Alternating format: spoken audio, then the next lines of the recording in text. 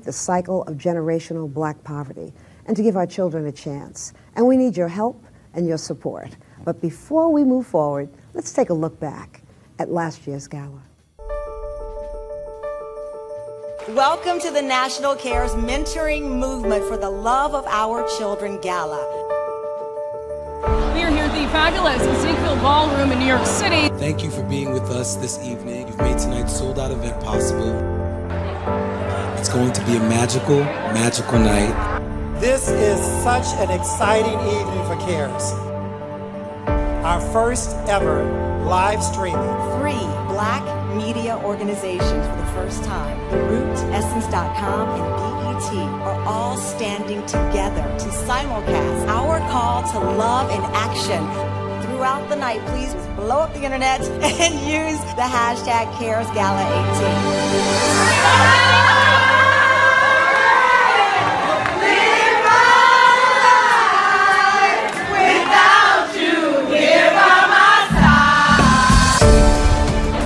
Toronto Burks. She is the founder of the Me Too movement. Good evening, Miss Toronto. I'm a freshman at Cicely Tyson High School. I am here to make a pledge to protect women, their rights, and their freedom.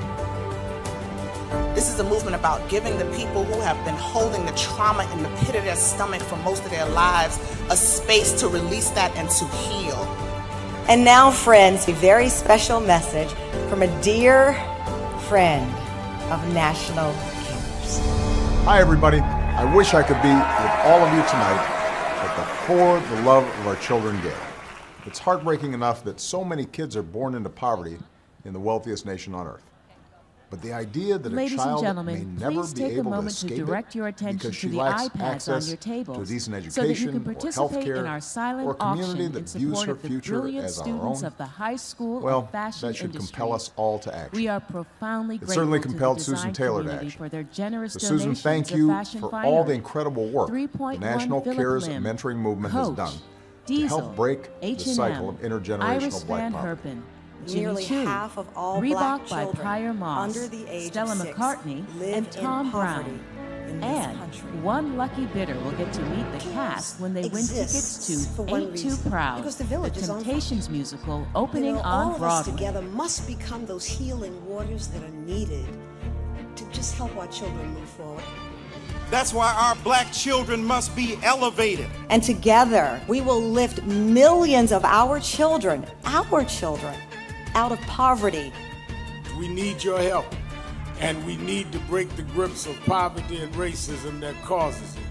It's immoral to allow children's lives to be shredded by poverty in this nation. If the narrative is wrong, the agenda's gonna always be wrong.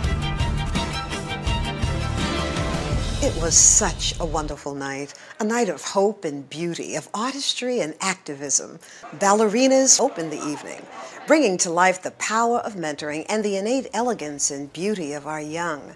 The 2018 For the Love of Our Children Gala was testimony that breaking the cycle of poverty is possible with corporate collaboration, the caring community, courage, and love.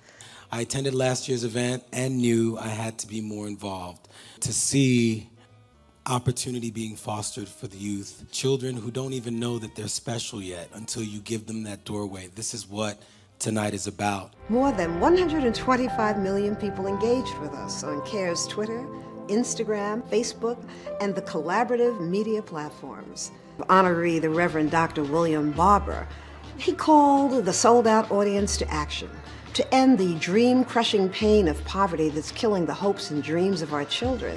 There's an army of poor people rising. You need to know that the rejected are going to lead the revival, because the Bible said the stones that the builders rejected shall lead the revival. Rooting a consciousness of wellness and mutuality in struggling black communities, and building pathways that ensure economic self-reliance, sustainability, and social equity. These are proven products that work, and we help under-resourced schools and communities across the nation using the model of group mentoring. It was all made possible by our cherished and loyal sponsors and Gala donors. All of the funds will be used to provide the resources needed to scale and replicate CARE's transformational group mentoring initiatives. Tonight I offer my gratitude to the CARES team and to you as we work together strategically, pointedly, and passionately to grow this organization of first responders so that fewer kids will suffer what they're suffering today. And this has everything to do with Susan's determination and the vision that she delivers to us every day and to our children. And she's assembled an extraordinary leadership team to work with her. Nothing happens at CARES without their efforts. They work critically for the needs of our children. But I want you to meet also the heart and soul of this restorative community movement. They are the CARES affiliate leaders. Volunteering across the nation, they recruit, they train, and deploy mentors to schools and youth support organizations. We're in detention facilities. And over the years, these volunteer sisters and brothers have recruited over 150,000 mentors who are serving over 200,000 young people. And what an extraordinary night the gala was for our beloved Cicely Tyson. It was a memorable moment to nourishing young lives. With all the acclaim and the praise and validation that I have gotten through the years of my involvement with these children, they cannot begin to understand what they have done for me. I am so proud of you, all of you, every single one of you. It happened the moment. It was a joyful and meaningful night. When you were revealed, 'cause you were a dream that you should not have been, a fantasy. Cicely Tyson in the house. So tell me how long.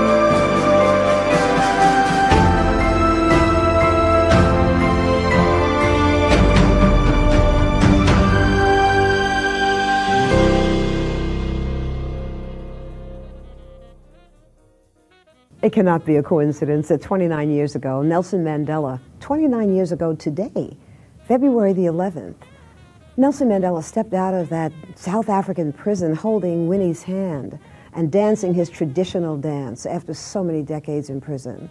It cannot be a coincidence that we're here tonight to really unearth in ourselves the courage. It's more than courage that he demonstrated, the dedication and standing strong on principles. But before we move forward, you know, there's something that I really want you to see, and it really explains poverty, the truth of who we are. and a little bit about our programmatic work. Listen to Danny Glover.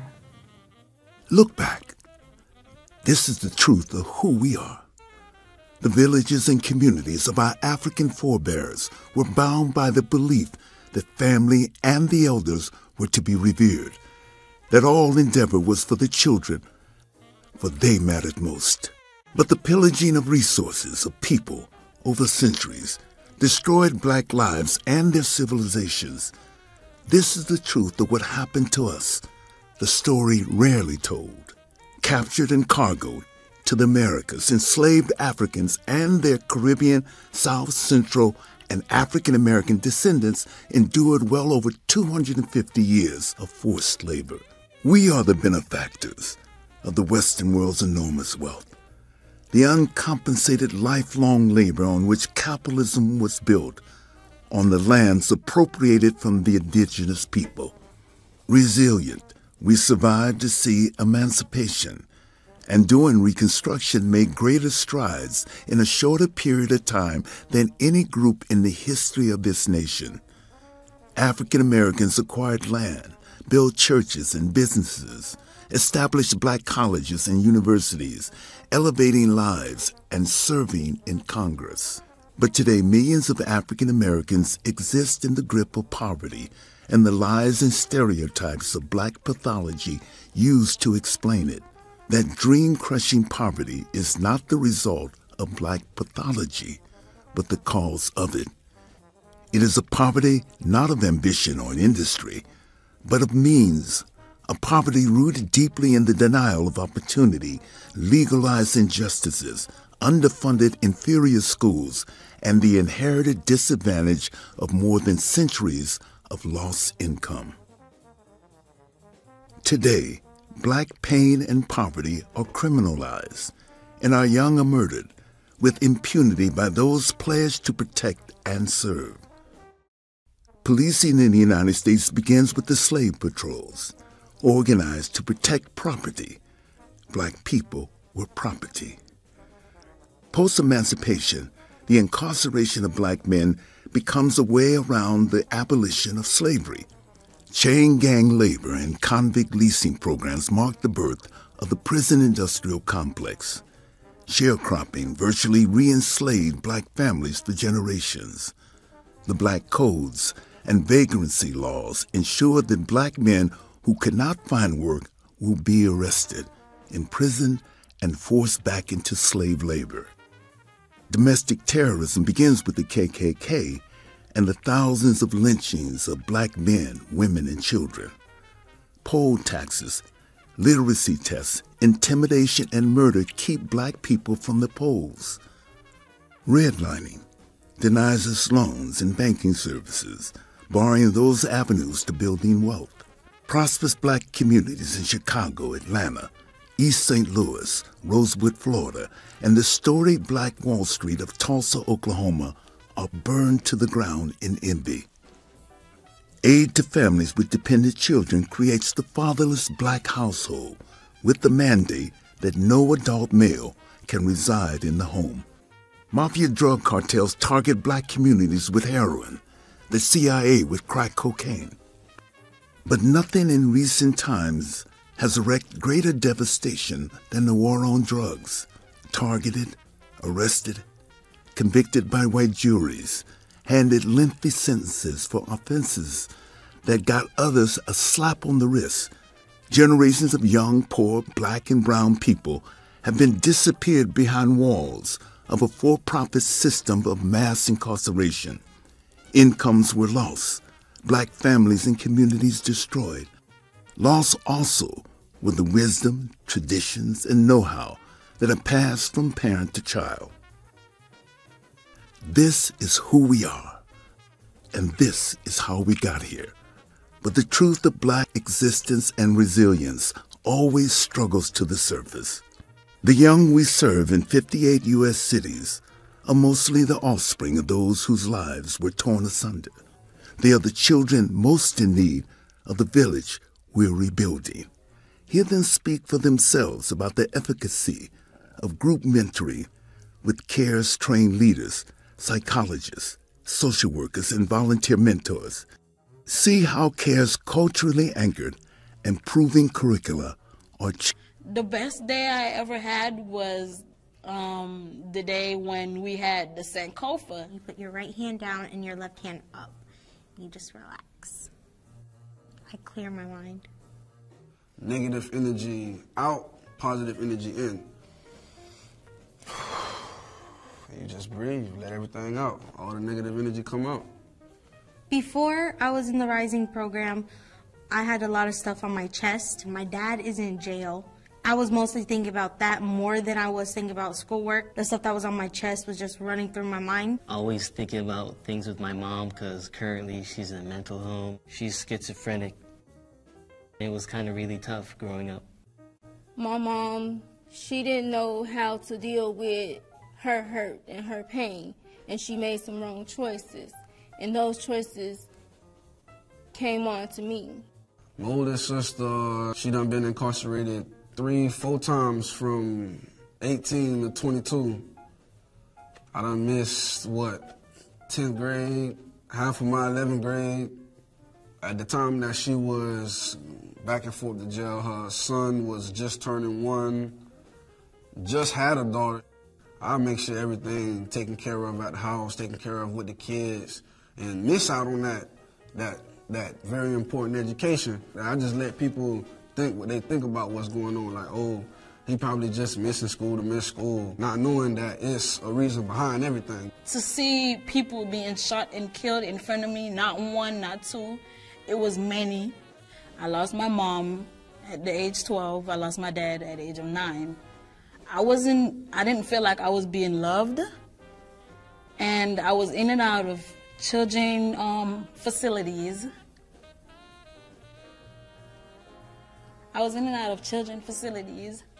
And I felt like I didn't have no family. When I first heard about the Rising program, I really thought I knew everything on my own. I didn't need anyone's input on nothing. I was just like, hey, this is a free time to get out of class. I'm getting out of class. They let you know it ain't that type of party.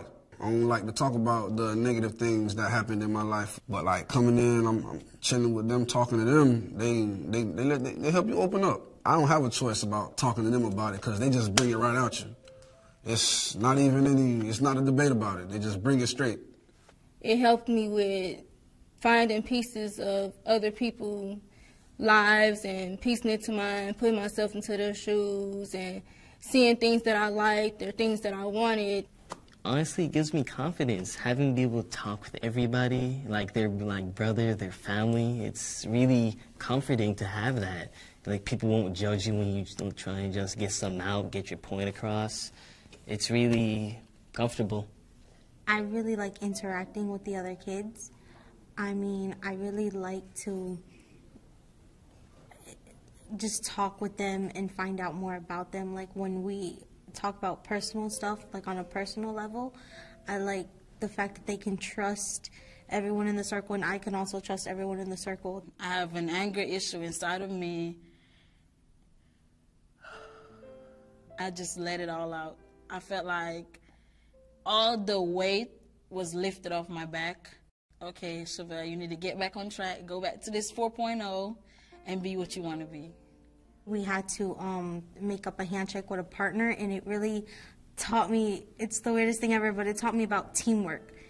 I've never really been able to work with someone else and think about their ideas and think about my ideas and then put our ideas together. It's a relief that I can even walk into a classroom and feel hurt, but when I leave, I feel more successful. The Rising program is a very trustworthy group.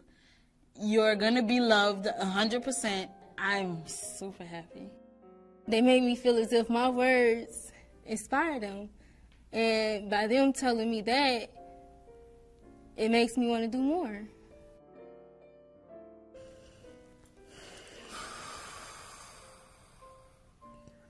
Be needing that breathing every time, too. Be needing that breathing. Before the Rising, the biggest dream I had for myself was to become a successful drug dealer. I was in gangs. I didn't know there was anything else I can do. Many of my friends are incarcerated. Others are in gangs. Some are dead. Most of us come up not having any idea that a life without gangs and violence was even possible. But the work the Rising shows us otherwise. It shows us that life is possible. It showed me that I can make some other choices, that I didn't have to take penitentiary chances to become successful, putting me in jail or in a casket. It helped me see that I'm a smart young man and could be a proud black man, and it helps in my community if I was given a chance. The Rising gave me a chance. It gave thousands of students in my city a chance. And in March, I'll graduate with my associate's degree, which is the first step towards me doing all I can to make the health and the strength of my community possible. My name is Hello. Tamika Moore. Hello, ladies and gentlemen. Ages 12, Can you please 10, take your seats? 15. Ladies 8, and 6, gentlemen. My husband Can you died please- in May 2016. My pastor was concerned Ladies and about gentlemen, me can and you my family, please so he take your referred me seats? to University of Parents. Now, Well, I'm glad thank he you. did because it changed me and my family's life. Thank you. But what I You didn't can take your realize seats. that it would help and change everything. Please, So can you take your I thank God seats? for being here for that, and the staff here was very nice and Thank loving you. and caring, and Crystal. they made me feel like I wasn't being judged here. I love you, So I homegirl. learned What's to up, how to deal McGuire? with stress management and how to. What up, though? If I had a bad What up, day, though? how to release myself so That's I can Detroit. deal with Y'all my don't know. kids as Please, they could come you home take from your seats, school. please? Could you take I your also was able to Thank deal you. better Could you with take as far your as seats obtaining now? my GED. It helped me Thank better you. able to help my Thank kids you. with their Could schoolwork you and please- obtain my GED all in the Could you- same. I passed everything, and I was so excited. And I was able to Can you enroll please in take the your seats nursing program at now? Atlanta Technical College within 6 months of that same time. So I'm very grateful to what I've learned here at University of Parents. And it's hard, but I just know to keep going, and despite what I see, continue on, because I know that at the end of the day, that there's tomorrow. I'm very thankful for University of Parents and the staff here, and I've come back because it's a pathway to who I want to become. So, and then I thank God for University of Parents, and I hope to learn more here. Thank you. I'm Damian Owens. I'm the parent of two teenage girls, Samaya and Sequoia Swanson, ages 15 through 16. My experience at the University of Parents has been awesome. It has been liberating, and it's just an experience like I haven't experienced before. And why I say that is because it has helped me become a better person, a better man, and just a better person contributing to society in general. Before I came to the university, I've done a lot of things. I've sold drugs, I've carried guns, I've did a lot of things that I'm not proud of. And wound up incarcerated and had time, just to think about the things I was doing, where my life was going, but I didn't know how to get there. And when I wound up at the University for Parents, it just, now I got a job, they sent me to electrician classes and just helped me be a better person, contributing to society on the legal side. I just hope, that I'm able, maybe in the future, to pass down what was passed down to me. And I just thank the University for Parents for allowing me into the program, and there's no judgments or anything, and you can actually feel the love if you was here. That, the instructors and the people that run it, they care. And it's free. So I'd probably charge if I was doing that good, but, and I'd just like to say that. Thank you.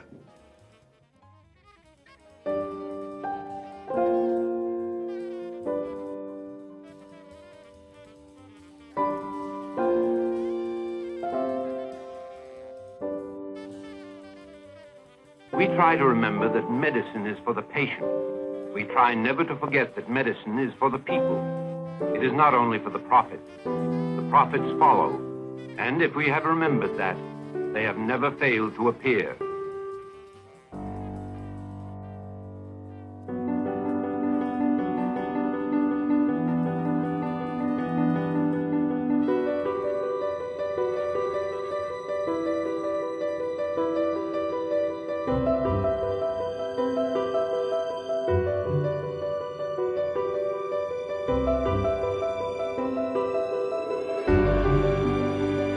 Please clear the floor, including waitstaff. The program is about to begin.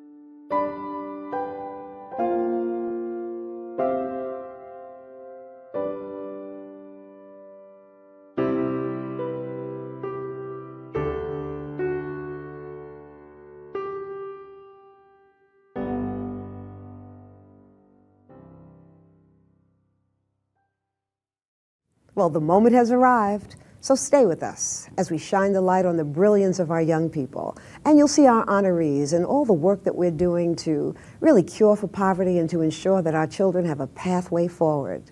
Welcome, and here we go, the National Cares Mentoring Movement for the Love of Our Children Gala.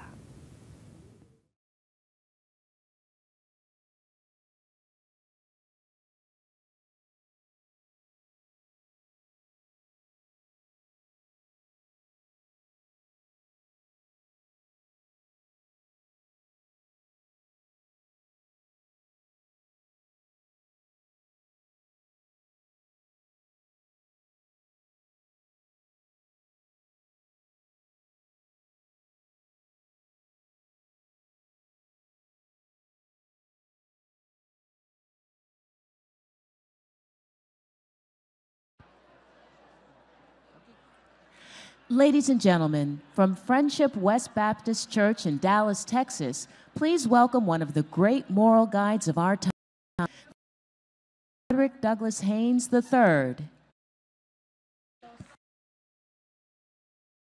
Thank you.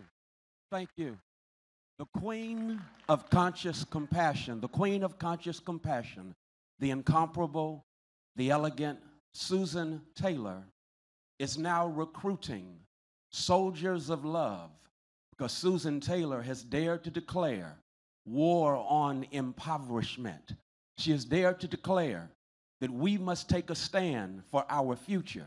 The Queen of Compassion and Consciousness, Susan Taylor, in declaring this war, is now recruiting each and every one of you, just as she has done these amazing soldiers of love who grace the stage.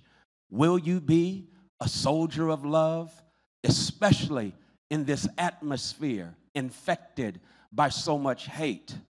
A soldier of love recognizes that love is caring, love is careful, and love knows how to take care of. Love gives and forgives, and that is what we need. In this atmosphere of hate, where many are finding themselves enslaved by impoverishment, the Queen of Consciousness, Susan Taylor, says it's time to recruit soldiers of love. You do recognize the atmosphere we are in.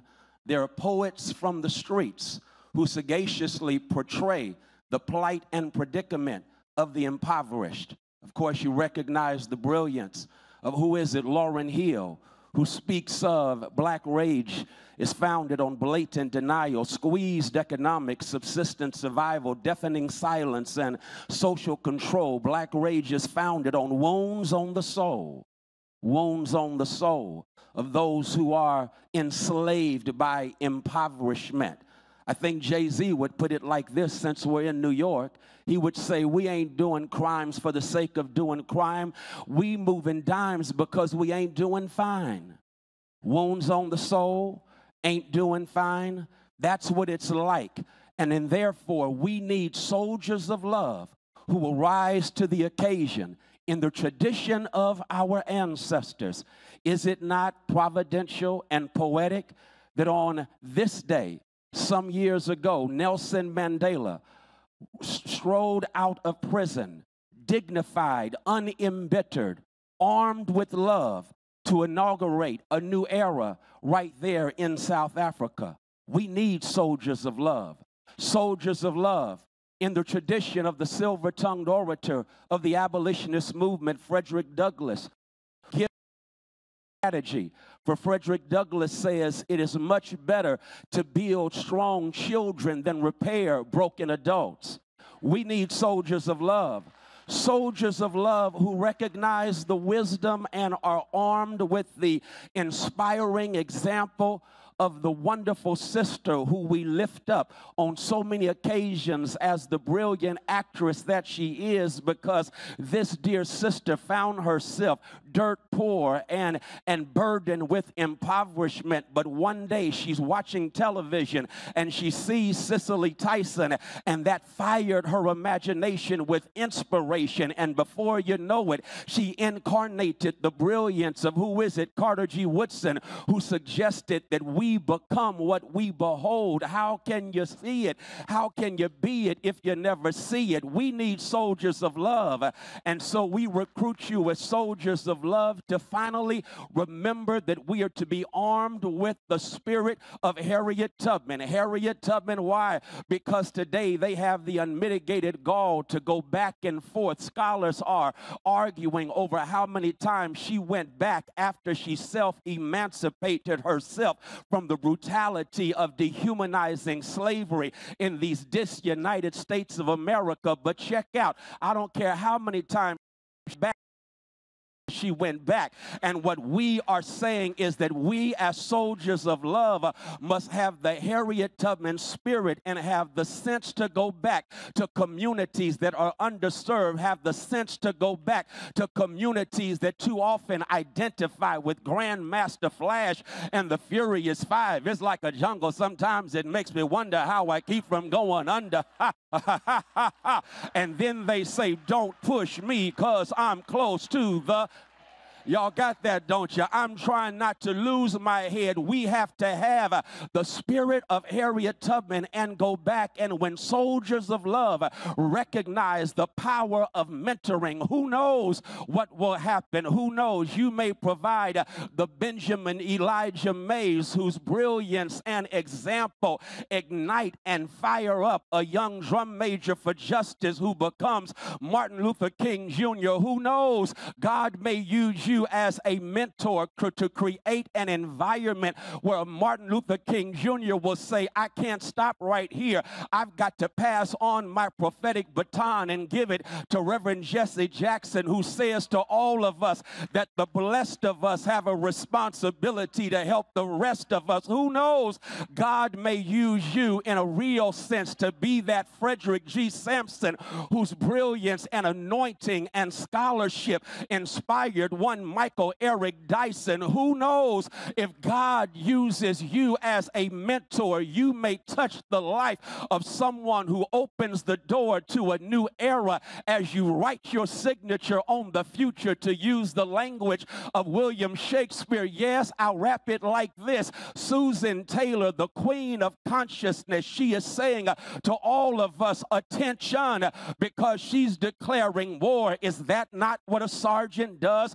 A sergeant, I'm Susan Sargent right now, and I'm simply saying to all of you soldiers, attention, attention, because we must recognize our responsibility to provide mentors so that when young people see them, they can become them. I am saying attention in the spirit of Susan Taylor. Why? Because like Harriet Tubman, we've got to go back. Attention in the spirit of Frederick Douglass, because we have to to build strong young people and not repair older people. Attention. And once I have your attention, there's one say, forward march.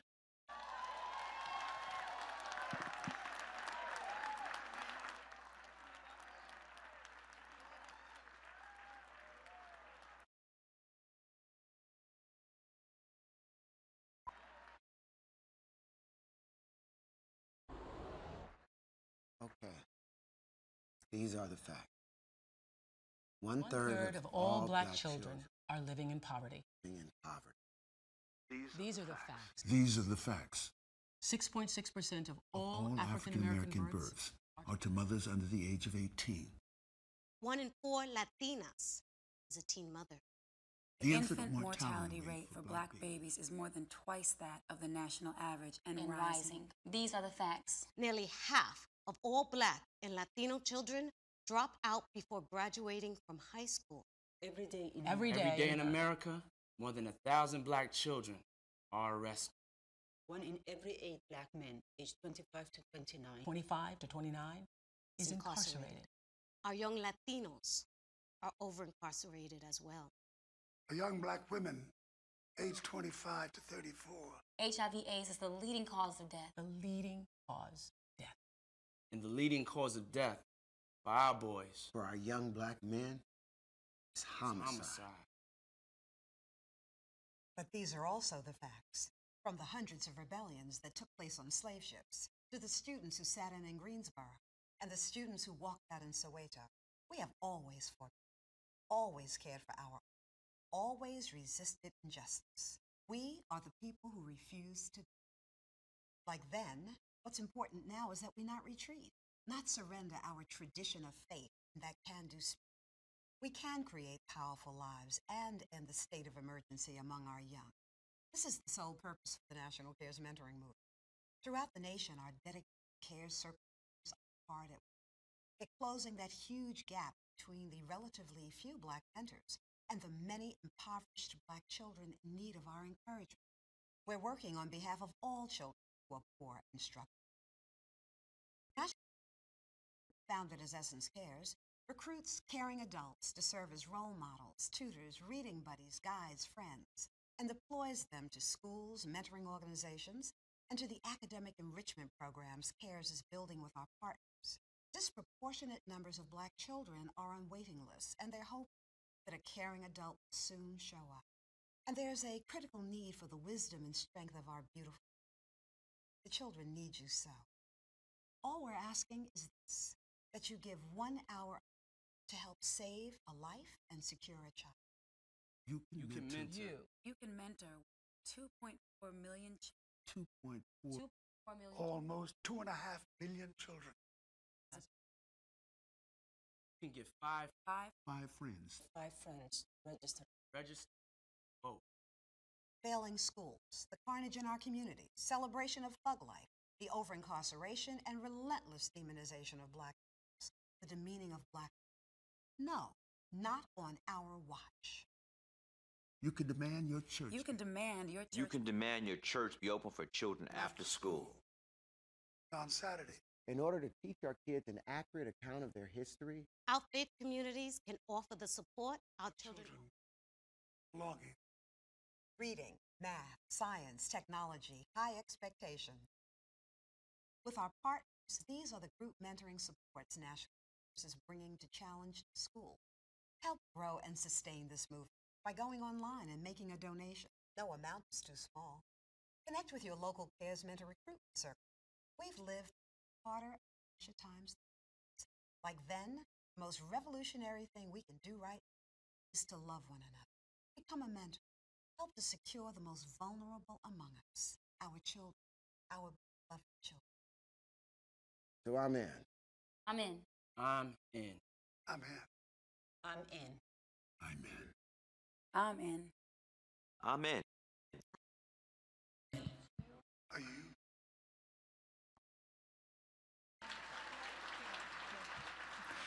And now, please welcome your host for the evening, award-winning and beloved broadcast journalist and TV host, Tamron Hall, and cherished scholar, New York Times bestselling author, and professor, the Reverend Dr. Michael Eric Dyson.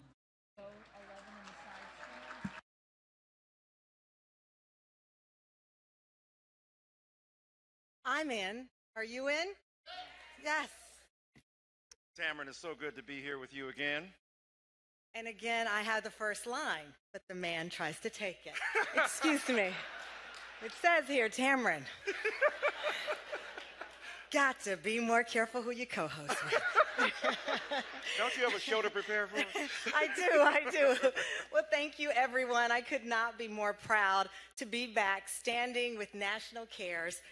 It's a stunning network of 58 affiliates across the nation, and our dear friend, Susan L. Taylor, leading those soldiers, as you saw there. Every single day, Susan and the people you saw on this stage, and some of them who were not here but are watching us streaming, and their hearts and souls are with us. Every day, they work tirelessly with love to help ensure the day that we no longer have to say that 1 in 5 of all the nation's children are born into poverty. Poverty is a wall lined with barbed wire for our young ones, disrupting quality health care and making them vulnerable to hunger, homelessness, harms, and abuses that derail our babies. These are our babies. It harms their development and lead to physical, mental, and academic challenges. Without intentional intervention, these disruptions will last a lifetime. Poverty rarely discussed in public conversations, and we know, though, it crushes dreams. From the children it harms, and it's also harmful to all of us here. Society gives no account for the needed brilliance and innovation that is lost because we don't make the wisest choice a nation can make. Put the children first. I remember every single mentor that I had who told me that I would be the first Black woman to host the Today Show. I didn't even know what the Today Show was. My mother, who is here, believed in me. But when you have someone outside of your home that doesn't have an investment in you, and they come to you and give you time and encouragement, that lasts a lifetime. There are so many people that I would just encounter that I will never forget, because their words made every difference in my life, and I know that you feel the same way. And this is why we stand with CARES, because we are the result of people caring. We cannot close the door once we're in. Who cares if you're the first? That means you're in the room alone.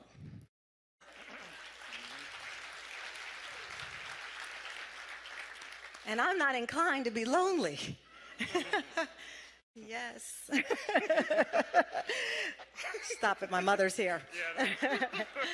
So it is our responsibility to shine a light. It's our moral responsibility to support and guide our young people. You heard Dr. Haynes say this. He talked about Harriet Tubman, many others. It's our responsibility. We can't just be #gangster. We have to be in this with action, with our commitment to not just get in the room, but fill the room. Because if they see us as they're watching, they know they can be it. Because if I didn't see Iola Johnson in Dallas-Fort Worth, the first Black woman to anchor the news in Dallas, if I had not seen her, how would I know that I could be her too? She is me all these years later. So in the tradition of CARES galas, tonight we will honor those who use their power to advance children. Because if you don't use your power in this way, do you really have power? Or is it just a TV show? And as always, we will shine the light on young geniuses. Tonight's gala is dedicated to the style, love, and artistry that reshapes the harnesses that we'd be losing this if we did not share this tonight. So you will see the brilliance of teenage designers who are working with mentors, teachers who are turning harshness into what is so beautiful and fabulous fly. So welcome to the National Cares Mentoring Movement for the Love of Our Children Gala. Let's get the party started, because only one person I know can kick off a party right. And yes, I was paid to say that. Ladies and gentlemen, my amazing co-host, my brother, my friend, my supporter, my ally, this guy is the real deal, Dr. Michael Eric Dyson.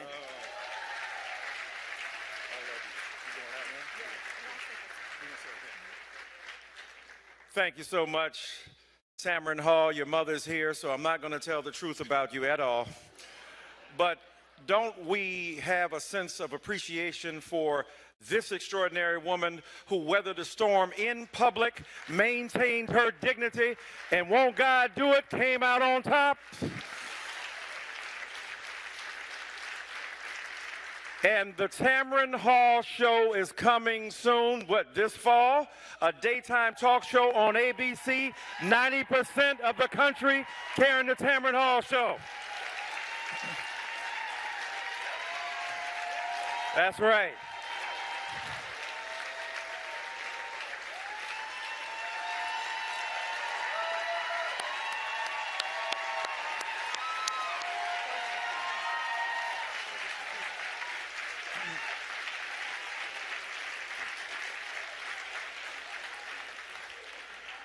Now, y'all use the hashtag CaresGala19. Hashtag CaresGala19. And as Dr. Haynes, didn't he turn it out? That man is a rhetorical genius and a preaching machine and a verbally dexterous man. And he's a man of God, and he grabs the streets. He's joined Harriet Tubman and Lauryn Hill. Lord Jesus. Won't he do it? The co-chairs are here. My delicious, delectable, brilliant homegirl, Crystal McQuarrie-McGuire, and my homeboy, Dapper Dan Raymond J. McGuire. Stand up.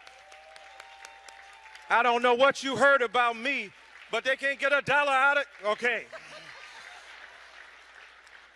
And our honorary chair, Alicia Keys, fresh from hosting last night's Grammy Awards.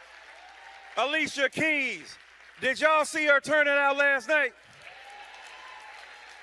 She was telling the nation about Hazel Scott. They had to go Google who Hazel Scott was. And then sat down and did a tremendous performance. And I want to thank our all-black media, all-black everything, coming together at once in simulcast for our children. BET, Essence, and The Roots.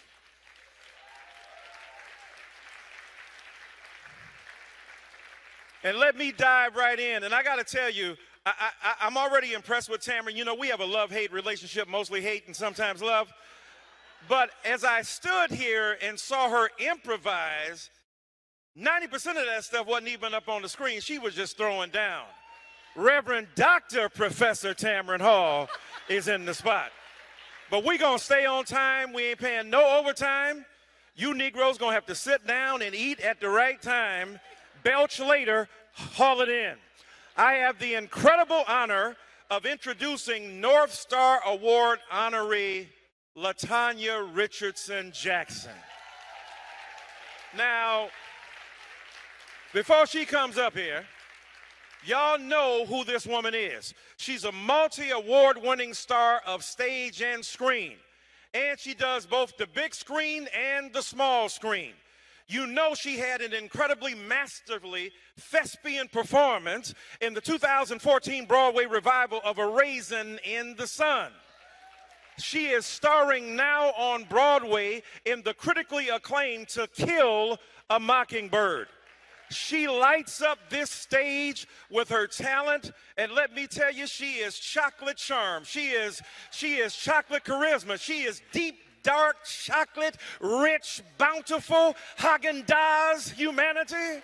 God scooped up the clay and made that beauty right there. She is currently a board member of the American Theater Wing and the National Museum of African American History and Culture in Washington and D.C. She and her husband, Samuel L. Jackson, have worked tirelessly for children through their foundation to carry out her. She is my friend, LaTanya Richardson Jackson. On behalf of the entire National Cares family, it's my great honor to present to you the 2019 North Star Award.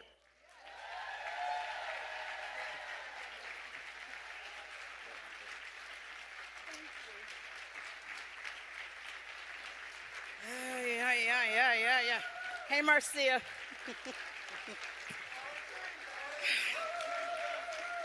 I see all of my friends and family in this room, and most of you know I am not in the habit of receiving awards very well. I grew up in Atlanta, Georgia, and was the beneficiary of a lot of hands-on colored people. This was our daily life, and my grandmother used to say, this is your reasonable portion of service. So now it's called mentoring. Before, it was your job.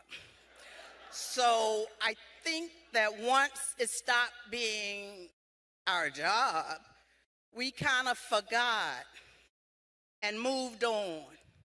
But the one thing that keeps me clear is the more people I can stand next to and know that I helped or smiled reminds me of who smiled and helped me. And that's what propels me, that's what keeps me going. And I could not be more grateful for Susan Taylor and the National Cares Movement and for what you are doing, for our people. I am grateful. So I will accept this award on all of our behalves because we're all going to keep working, right? Somebody, somewhere helped you. Don't forget. And quite frankly, this morning, I got a phone call, and I'm going to shut up. I got a phone call from a young lady, and I was like, shit, this is my day off. My knee hurts. I'm tired, and what do you want? Oh, Miss LaTanya, this is what happened. And now they're saying I can't get mine and I need to, so can you call and talk to them and tell them and I was like, oh, I'm sorry. Oh, I'm so sorry. I'm sorry, Reverend Jackson, I'm sorry.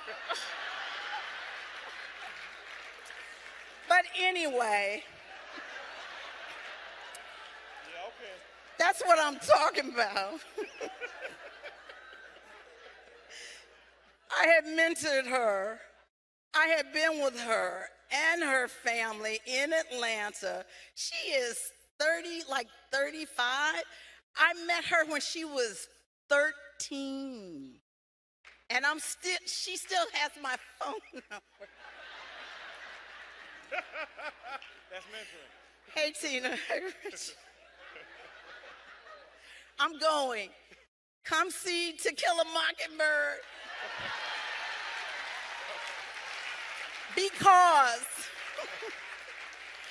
Because Calpurnia, whom I play, is new.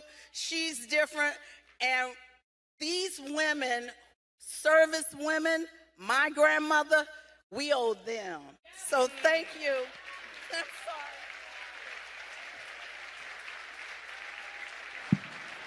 And now, please welcome to the stage the visionary founder of National Care's mentoring movement, a woman whose life has been dedicated to loving mentorship, Susan L. Taylor.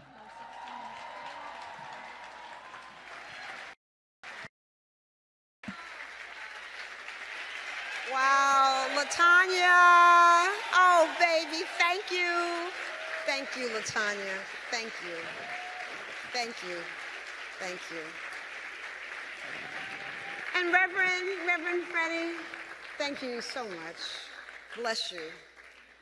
Oh, it's with profound gratitude to my beloved family who really have sacrificed so much. No, none more than my daughter, Shauna. Shauna, I didn't know how to balance so much while we were building Essence, and I gave more. If I knew how to balance better, I would have given more at home than I had. But we made it through. I always say we survived me, you know.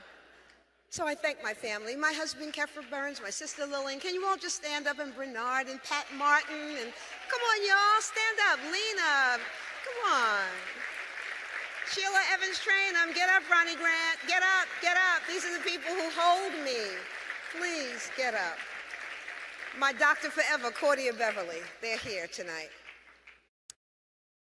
And the affiliate leaders, the volunteer army. These are the people who in 58 cities give of themselves every single day. Thank you and bless you for doing the mighty work. We say that, you know, hands that serve are holier than lips that pray. And you all serve. Bless you. And I want to thank the board members, the CARES board members. Please stand and let us just love you and thank you, our board chair, Reggie Van Lee. Stand up, board members. Come on. Vivian Picard, Mike Walker, Stewart, Archibald. Stand up. Thank you.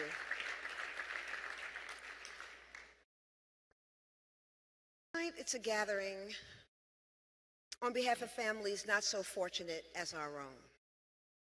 You know, and I want to thank our sponsors. You are here, you're sprinkled through. We couldn't even do this without our sponsors. And you all have been so very generous. And we bow down to you. You're going to see your names displayed boldly and brilliantly. Because it takes resources to do this work. I really want to just say that the CARES programmatic works, they're built to heal the traumas of poverty. Poverty so that struggling children and families are not lost at sea. Linking arms and aims, we are their lifeline. We can and we must bring them to safe harbor. We can do this work. And if not us, then who? Not enough people. Not enough people, I can tell you this, not enough people care. You know, it's a crime that we can't name one single city or hamlet or rural, impoverished, or urban community where the schools are functioning well. Not one. In wealthy America, with all the resources we have, not one school can we name where there are, in impoverished communities, where schools are really serving children well. In this land of plenty, poverty is the shame of the nation. So I want to be able to sing. Tom Burrell, I love the conversations we have. Madeline, you and me and Kefra. I want to be able to sing, you know, America the Beautiful. I do. I want to be able to sing and say America the Beautiful. And we can get there. Do you know how deep poverty is defined by the Census Bureau? And I'm going to ask Essence Forever. Let me just tell you that the Chief Content Officer of Essence is here. Mona? Yes. Lou, stand up. This is the new wonderful leader at Essence on the editorial side. Thank you. And Essence, please, National Cares Team. I said Essence for 37 years, you know. Please come on up and join me and just stand with me. Stephen Powell and Asha Ben Belli. Come on. Yes, and Carrie Osborne and Mariella and Jane Chu and Cicely and Chris. Come on up and stand with me. These are the people at National who do the mighty work of supporting our 58 affiliates across the country. It's a small team with deep and wide tentacles. And, I'm always asking Jane when we're making presentations, to define how our government calculates extreme poverty. And it's an annual income of $12,169.50 for a family of 4 with 2 related children. Is that insane, Leslie? That's insane. That throws you into poverty. You have to steal something. You have to sell something. You have to steal something to live, So, over my 37 years at Essence, we paid we gave a lot of time to covering poverty. But not until we launched Essence Cares, which has grown into the National Cares Mentoring Movement, as you've heard, had I looked into the eyes of children with the dream-crushing pain of neglect and abuse, abused by the very system created to advance them. And beyond our privileged view, millions of children are made fragile, their lives shredded by poverty as they bounce from shelter to shelter, because you could only stay in some of them for 3 or 4 months, and then you're told to move on, move out. Wherever you're going, we're not sure, but you're not staying here. So multitudes of the nation's children of every race are homeless, they're hungry, they're isolated, and I can tell you they're sad to the bone. Living in communities that are devastated by neglect, in dilapidated housing, relegated to gravely under-resourced schools, and overwhelmed teachers who are the most underpaid professionals in the world, in this nation. Shame on us. Jane always tells us that in her China, teachers, what, Jane? They go to the front of the line, they have cards that say they're teachers, and they have access to everything. It's the most honored profession that anyone can have. Only a pittance of the available resources come to organizations that have boots on the ground, like our affiliate leaders. And like Sean Dove. Where are you, Sean Dove? Campaign for Black Male Achievement. Always Sean Dove. There would be no rising program, and you're getting ready to see something about our programs, but for Sean Dove, who stepped forward. It took us 3 years to raise a dime for that program. What are you talking about? Healing? People don't understand the trauma of living in poverty. And Sean, you stepped forward with hundreds of thousands of dollars over years. We thank you for that. I'll always thank you for that. David Banks, where are you? Eagle Academy founder, boots on the ground. Where's David? Yes. Thank you. Doing a mighty, mighty work. And yes, true, some of the children we meet are hard. They're hard because their lives are hard. But hardened hearts can be healed. Alice Walker said it so simply and profoundly. Anything you love, you can heal. Anything you love, you can heal. Don't let me get to talking about wellness tonight. Maxwell, I love you. Don't tell my sister Lily in your ear, because she'll be sitting in your lap. Stay back there, Lil.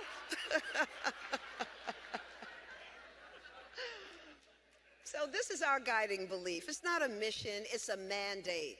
Showing our children that they are loved, that we will not let them fall. The CARES curricula are built to unearth their hope, their resilience, their self-esteem and courage, and the love for learning that all young people must have in order to thrive.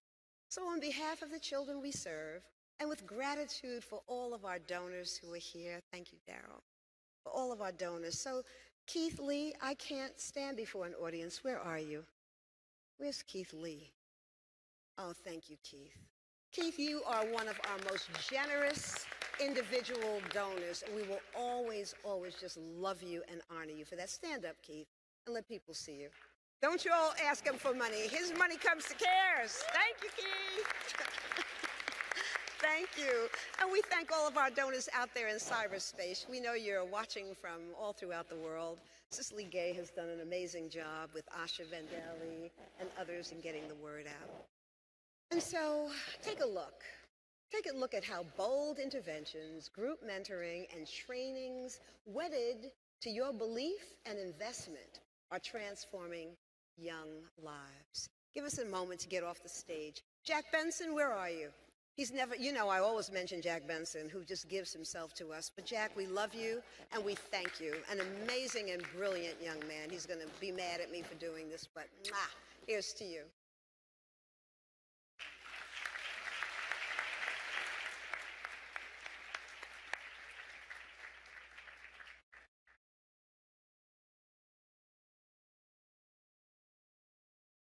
I'm adopted.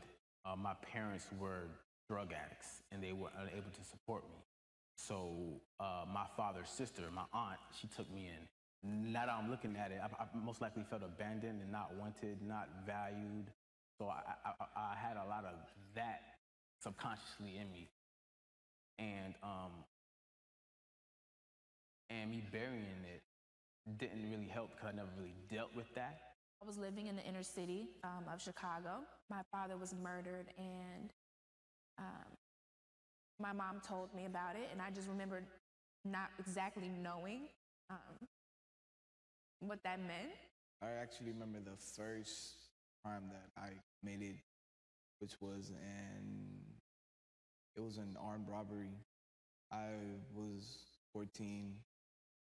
I felt completely horrible. I kept telling myself, what are you doing? This is not you. I just kept ignoring that little voice in my head and just kept on going with the things that I was doing at that time. Our emotional integrity has been compromised based off childhood traumas, since they're suppressed and not dealt with.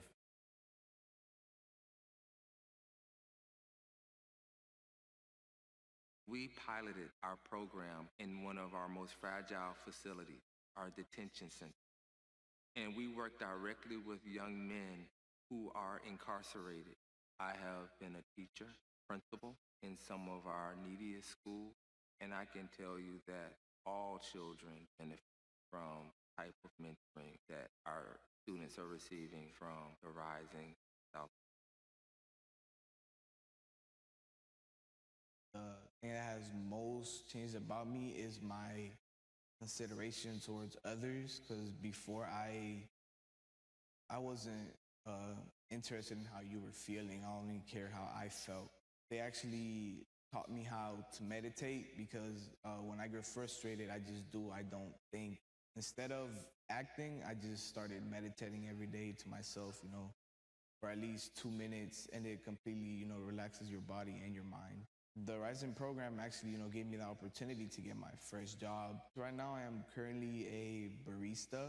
It's going pretty good. I love the job. I never thought of myself as working in such an amazing place like Starbucks.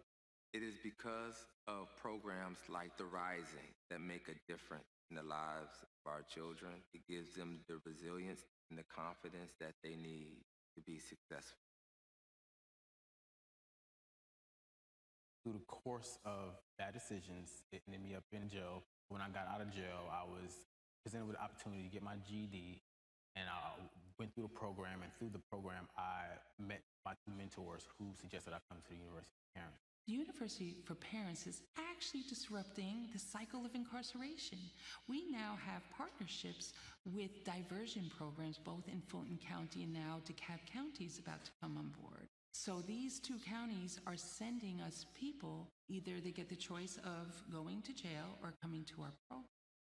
I did not want to come to University of Parents. I didn't see a reason why. I thought I knew it all. I can go on YouTube and learn anything about parenting, so I didn't see a reason to take out my time to do that. I'm a psychologist, and I've been part of a lot of nonprofits and a lot of community efforts. And this surpasses anything that I've been involved with. Through the transformation that we see that our parent learners go through, and that's what we call them, parent learners. My relationship with my family wasn't what I needed it to be.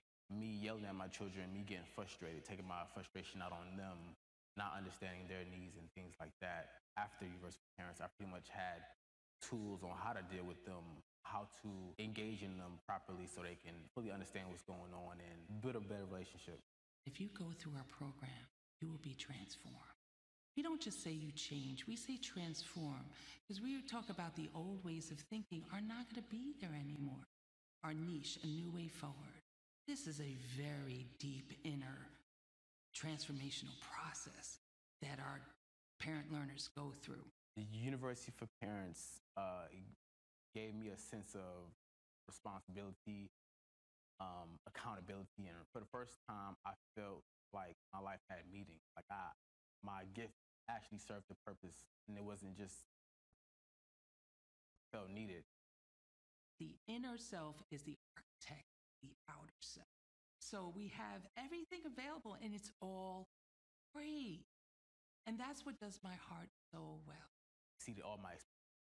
They canceled out any excuse I could possibly, as far as being there. If I had transportation, they'll give you a Mark card. You got food, if you need food, they'll provide you with food. You need childcare, they give you childcare. You need money for the class, it's a free class. So, they constantly eliminated obstacles. CARE's mentoring movement is a mentoring program like no other. We have a robust Rising program. We have excellent University for Parents initiative, and we've infused our STEM programming into our Rising curriculum. In our 5th academic year, right now in our country, algebra is the stopgap course.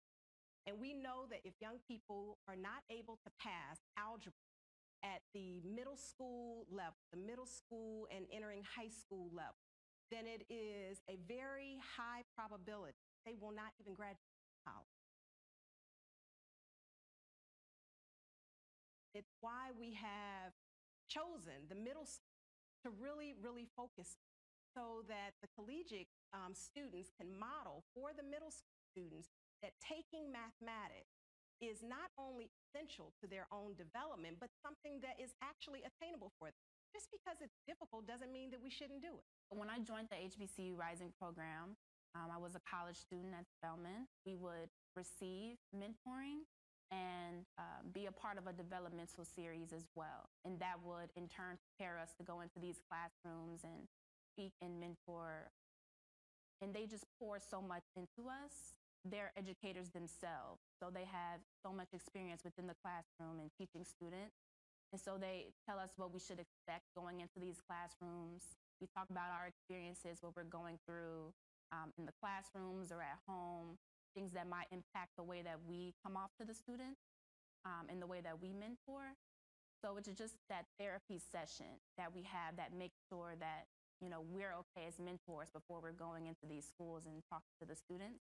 CARES is really pioneering work that needs to be done if we hope to change the trajectory on African Americans and professionals in the state. I am most grateful. I still have some more growing to do, and I'm excited about that process, being that I see where I came from. This is why it worked. And I have to say that it's authentic. It's not driven by money, although money is what we need. So I'll make a plea for people to invest. Not everyone can be or should be a mentor. Not everybody has that to give, but whatever it is that you do have to give becomes a valuable asset to be able to catapult these programs to the place where they rightfully deserve to be, need to be in order to change our world. If we can bring our most fragile students to a level in which they are now participating in the American dream, I think it will provide for a better society and ensure that all of our children have a successful. The beauty of the program is that the whole community is rallying. I am so grateful that I have been blessed to be appointed.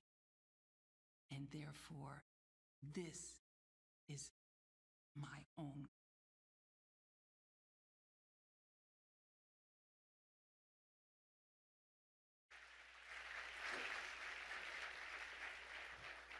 An incredible commitment to our young people.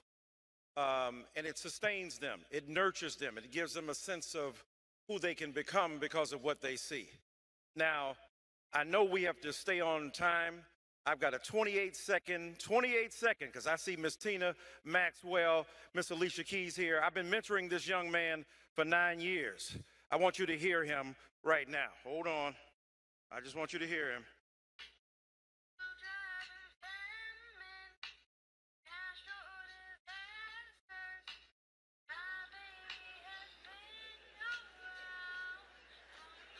Sing, son.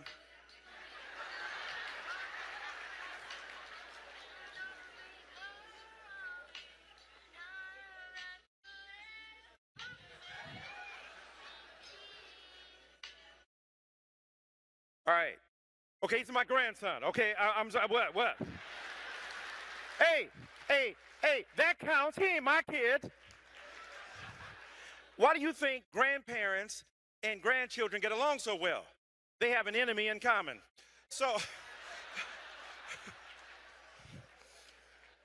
this all, of course, has been made possible by our dedicated supporters, and I want them to stand and be noted. The AARP family, right? Tanya Lombard and the AT&T family. FedEx family. Quentin Roach and the Merck family. Okay, they gave extra dough. Sandra Evers Manley, not only a corporate leader, but a filmmaker and philanthropist, all from Sim Inspirationals, who also donated our book, Please Stand and Be Acknowledged, along with Hope and Robert Smith, who are watching via live stream. I want you to stand with our gold level supporters, William Bell of Casey Family Programs, Rodney Bullard of the Chick-fil-A Foundation, Leslie and Darryl Frazier, my girl Marva Smalls from Viacom. Thank you on behalf of now more than 225,000 young people served, and also with our bronze sponsors, Bojangles and Kentucky Fried Chicken.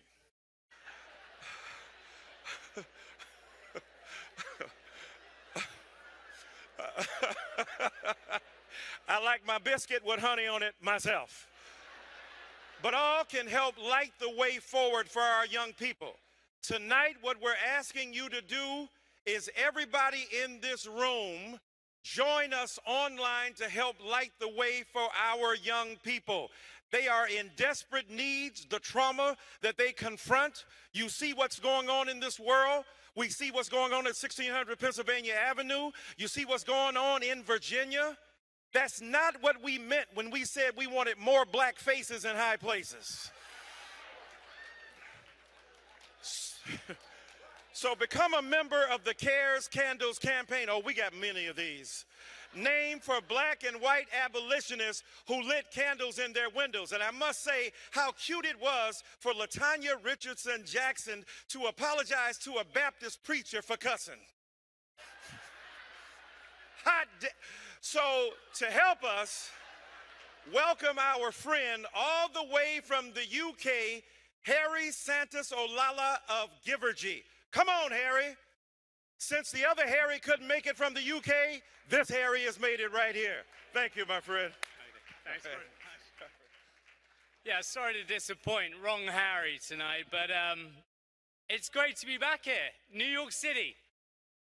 Fundraising capital of the world. Right here. That's where it's at. It's good to be back. Quite a few familiar faces in the audience, which is nice. This was my favorite event last year. Statistically, you had the highest audience participation across every event I was part of last year. So give yourselves a round of applause. Yeah, you deserve that round of applause. But let's beat it this year, all right? In fact, actually, can you just quickly put your hands up if you were here last year? Can you just put your hands in the air? Okay, so a nice sizable number. Okay, fantastic. So you, ladies and gentlemen, are once again the gathering of the committed. But we all need to be committed tonight. Now, I don't have to tell you about the trauma. You know it well. You know what my role is this evening. But this gala is absolutely essential. It's critical that we raise the funds they need to ensure healing and community restoration. Now, just like last year, I'm going to be operating an incremental pledge drive. Okay, now there are 3 or 4 golden house rules. Number 1, when I call out a number you are willing and able to participate in. If you're able to give at that level, please put your hand firmly in the air, just so that one of the volunteers can see you. They will make their way over to you, give you a light, which I'll explain later on.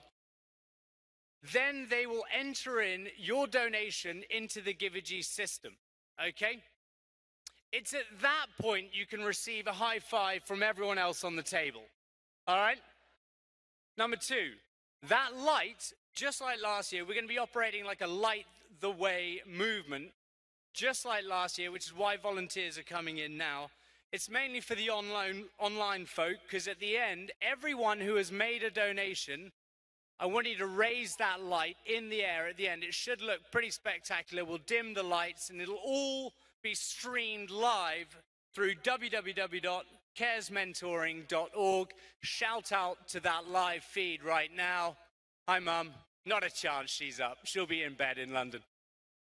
Number three, I want table captains this year. Last year, we didn't do this. This year, I want one table captain at every table to take control of the situation. Now, I advise you not to go with whoever it is that just put their hand in the air, okay? My second piece of advice is to make it a woman. Now, the reality, and I'm sorry guys, the reality is, in my experience, they tend to just get these things done properly. They just organize the situation. You can probably tell that I'm the youngest of three older sisters and an incredibly strong mother, very strong will. And on the fourth and final point, I'm going to adopt my mother's cell phone policy. So it's the cell phone policy she has at every single dinner. And that means no cell phones. So please put your cell phones down, turn them face down. We don't need them.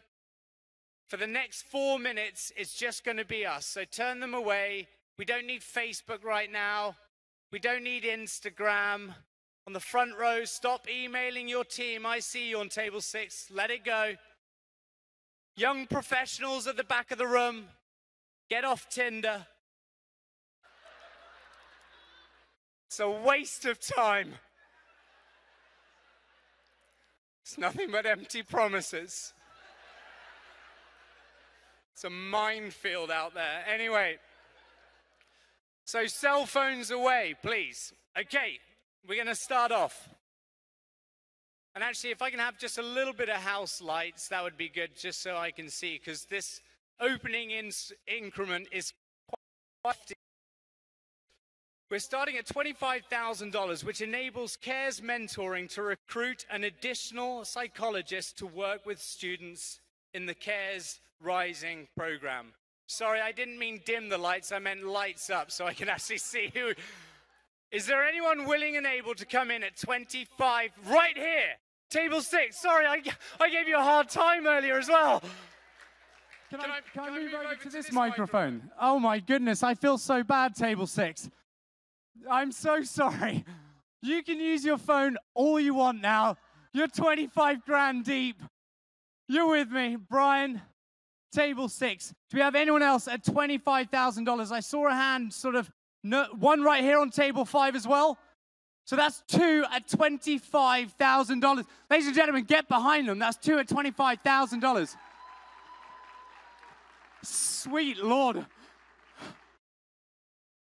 If I just dropped $25,000, I would want a lot bigger applause. Ladies and gentlemen, $25,000.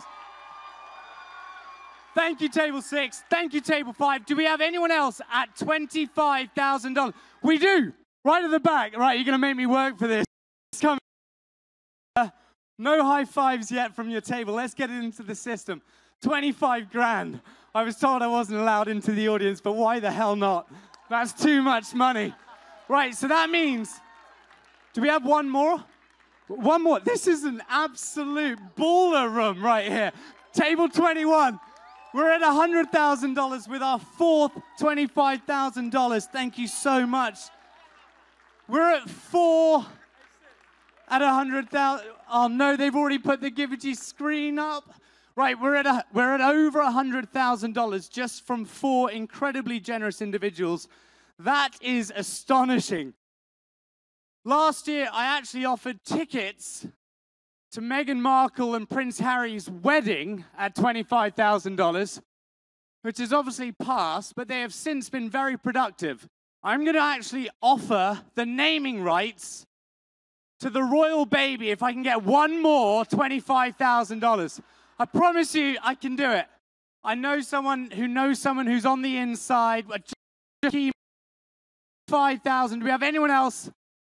Okay, we're going to move on swiftly to $10,000, which covers the cost of a researcher at CARES. We're updating their curriculum to ensure that there are materials, that all their materials remain fresh and productive. Do we have anyone at $10,000? Even if you've already put it through the system, I want to feel the love. Who's in at $10,000? We had an unbelievable start.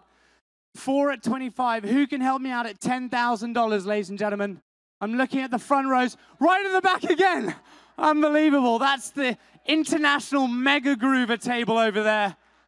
Thank you very much, madam. I'm going to come for you for a high five, but I want 2 or 3 more at $10,000 before we get there. At $10,000, just $1 a day for the next 10,000 days. Do we have anyone? No, I did the maths. It's spot on. Do we have anyone else at $10,000, ladies and gentlemen? Was that a hand up? Was that a hand over here? Now is not the time to be telling an elaborate story.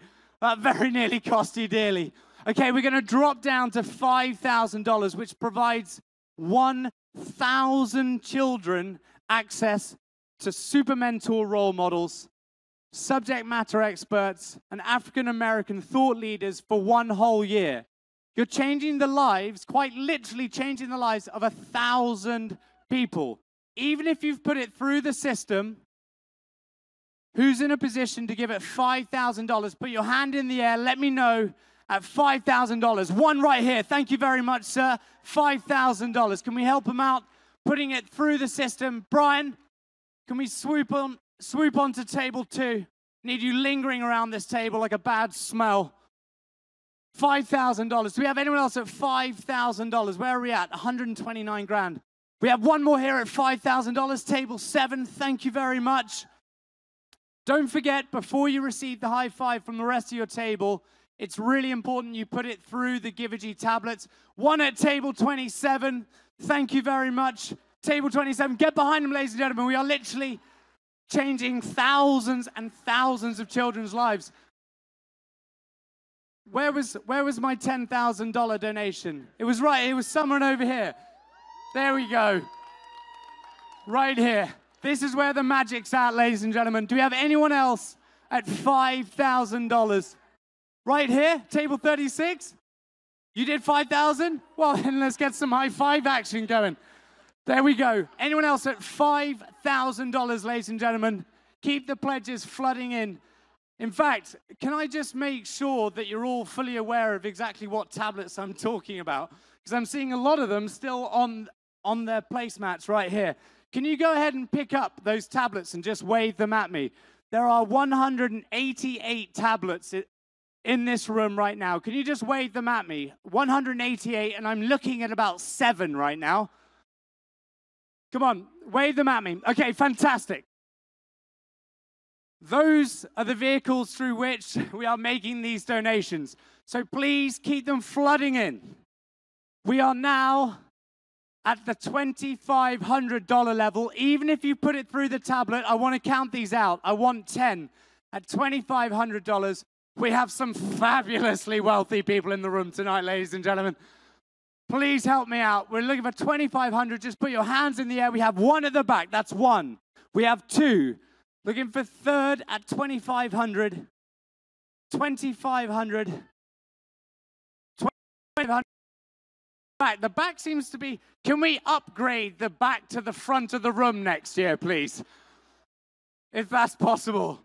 We just bring them forward, because I'm getting a little bit tired making my way over there. Who's in at $2,500, ladies and gentlemen? Right here. Thank you very much, madam. 2 at $2,500. So we're at 5, 6, 7 at $2,500. So nearly there. I want 3 more. And ladies and gentlemen, I'm the guy standing between you and the fashion show, which is why you're all really here. So let's get 3 more at $2,500. $2,500, ladies and gentlemen. You could accidentally spend that on coffee in New York City. Anyone else? One more. I'll take 1 more at $2,500. Give it up for the back of the room again. $2,500. Incredible. Right, we are now coming to the very end. Bear with me. We're now at $1,000, which supports the execution of 10. Bear with me. Shh, shh, shh, shh. Sorry, I'm so sorry. I hate shushing an audience. We've got to get this done. We've got to get this done right. We're at $1,000. Let me tell you, that will support the execution of 10 community wellness circles in 10 cities across the nation. So please, at $1,000, even if you've already put it through, I want to count these off nice and quick. We're at 1,000, 2,000, 3,000, 4,000. Thank you very much, madam. 5,000, 6,000. Don't forget to put them through the tablet as well. 7,000. Thank you, sir. 8,000 at the back again. There's a real hub of activity at the back there.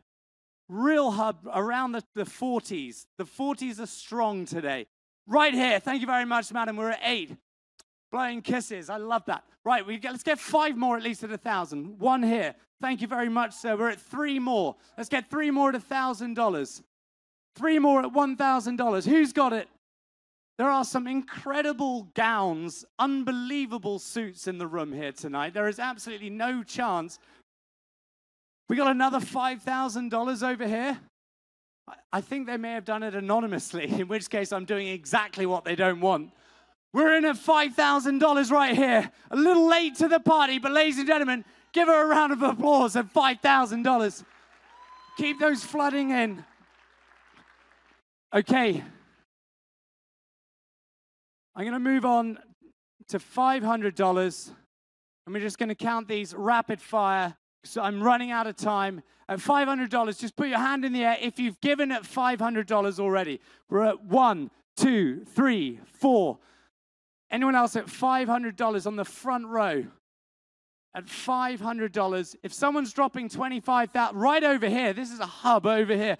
5, 6, 7, 8 at $500. 9 at the back of the room. Let's get 1 more at $500. Keep the pledges flooding in, please. We are getting very close to our target. 500 right here. Thank you very much. Right in the middle. How did he not see it? We'll never know. Right. One last point to make, if I may. And I actually forgot to do this earlier. Who in here, like myself, is a guest? Who is a guest of a table host or a sponsor or something? Just put your hand. In fact, can you just give a round of applause to your table host just to say thank you?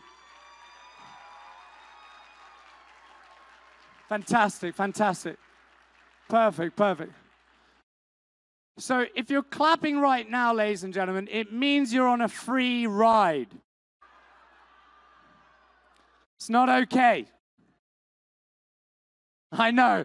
Isn't he sneaky? He's so sneaky. He gets us every year with that one.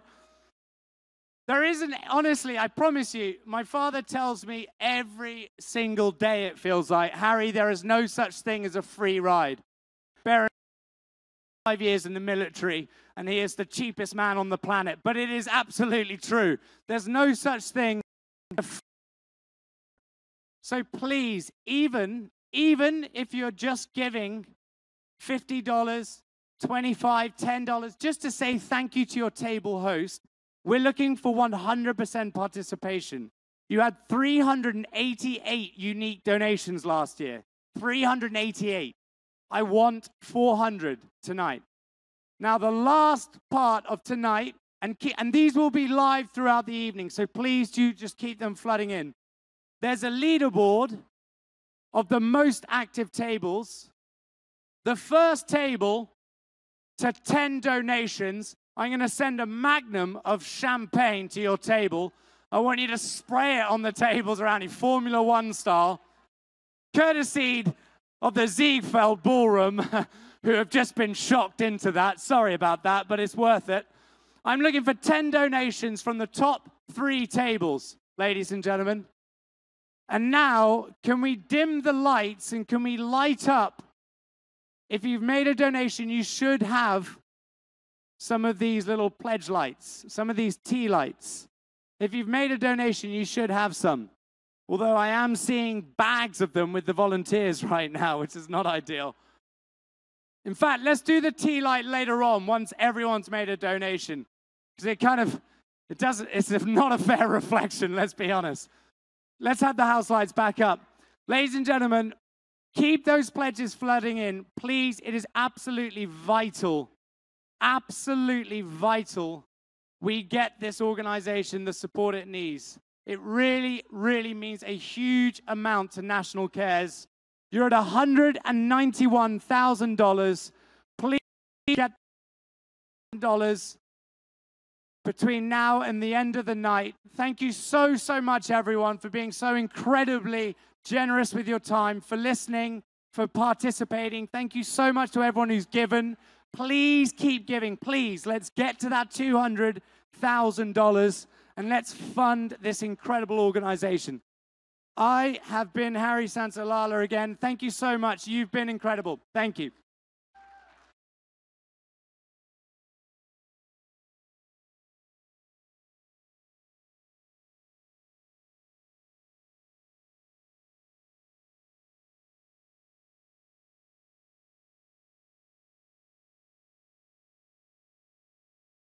Thank you, Harry. Thank you, audience. We have one more item that was not included. In a glass case, a joint barley. Can we start at $1 million up in here for Columbia? Maxwell sold.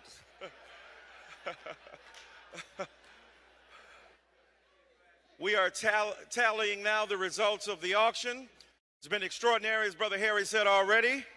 Please use the hashtag Cares Gala 19. Now I want to bring to the stage a remarkable duo. These people represent the best of who we are as Americans, but especially as Black people. They're like the couple at the top of the wedding cake. Ebony and Ivory, deep pedigree of tremendous entrepreneurship and performance on the other. They have given birth. Not only are they extraordinary human beings, they've given birth to other extraordinary human beings, and they continue to mold and mentor a new generation. When they could really rest on their laurels, they refuse to do so. I want to bring to the stage now the remarkable Tina Knowles Lawson and the equally remarkable Richard Lawson.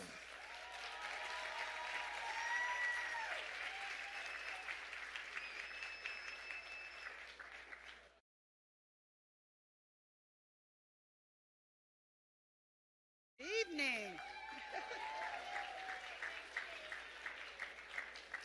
Thank you, Michael.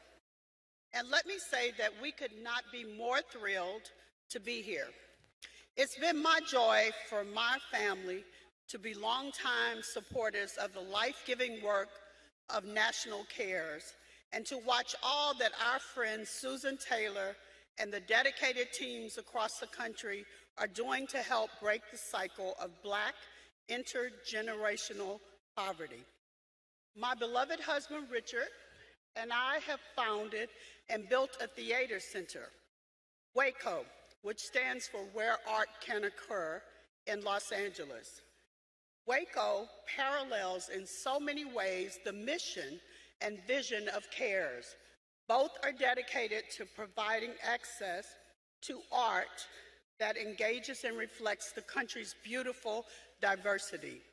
Our core programming focuses on ensuring confidence, self-esteem, and discipline in young men and women.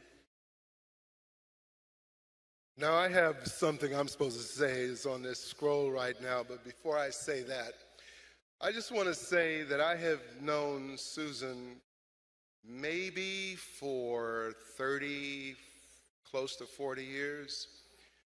And she's one of the finest, most dedicated, most spiritually beautiful people I have ever met.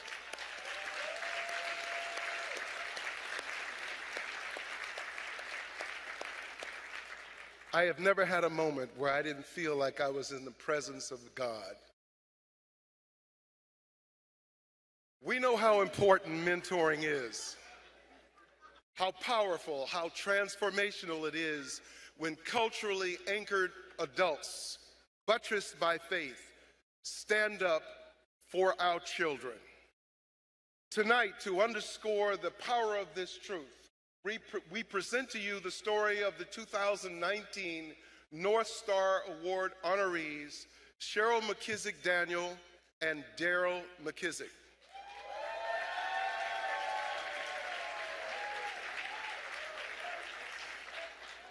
During the darkest and cruelest time in this nation, Moses McKissack, an enslaved man kidnapped from the great Ashanti Empire in the 18th century, used his skills to light a way forward and for generations to come. His progeny has continued to do that, not just by designing and building the institutions and structures that define our world, but by mentoring and training others so that whole communities can be strong.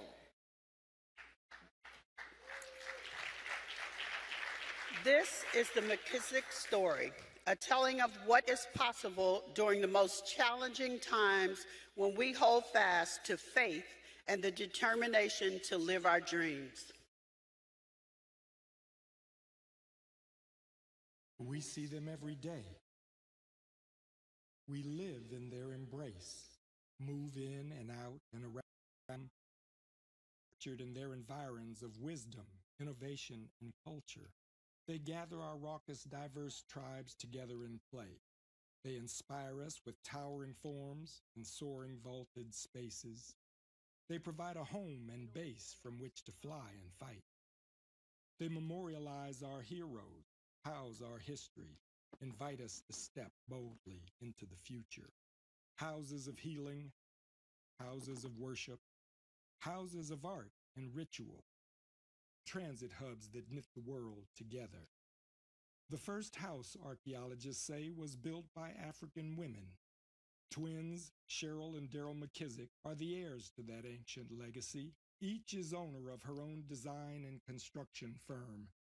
And every modern structure shown here was designed, built, or managed in whole or in part by them and their family of architects and builders going back more than 200 years. Stolen from Africa and forced into slavery in 1790, their great-great-grandfather Moses Gabriel McKissack learned brickmaking from the slave master. He passed that skill to his son, Moses McKissack II, who passed the trade to his son, Moses III. It was Moses McKissack III who in 1905 founded the company that endures to this day as McKissack and McKissack and McKissack and McKissack of Washington, the first licensed and oldest black architectural firms in the country.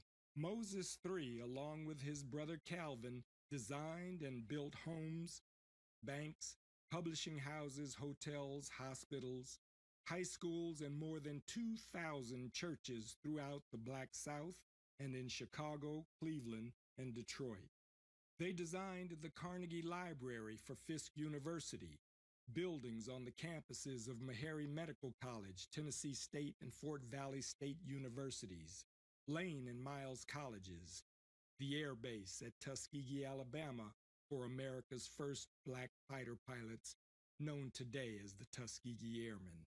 Moses III's youngest son, William DeBerry McKissack, joined the family business and became CEO in 1968. But when DeBerry suffered in 1983, his wife, Leatrice, was left with a choice: keep the company and take the helm, or sell it. After a shot of scotch, she says, And with the full support of daughters Cheryl, Daryl, and Andrea, she announced her decision to a doubting board. It wasn't easy. The learning curve was steep. The financials were a mess, architects doing deals on the side. Mother McKissack fired everyone but 2 trusted women and started over. The company grew. In 1990, Cheryl opened an office in New York City, and Daryl opened her own company, McKissack and McKissack of Washington, in D.C. Cheryl eventually closed the home office in Nashville, dissolved the original company, paid out the shareholders, and reopened McKissack and McKissack in New York as its sole owner.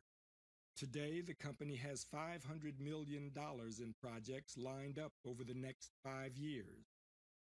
McKissack and McKissack of Washington has offices in Detroit, Baltimore, Los Angeles, and Houston, and is designing the new George H.W. Bush Presidential Library Pavilion.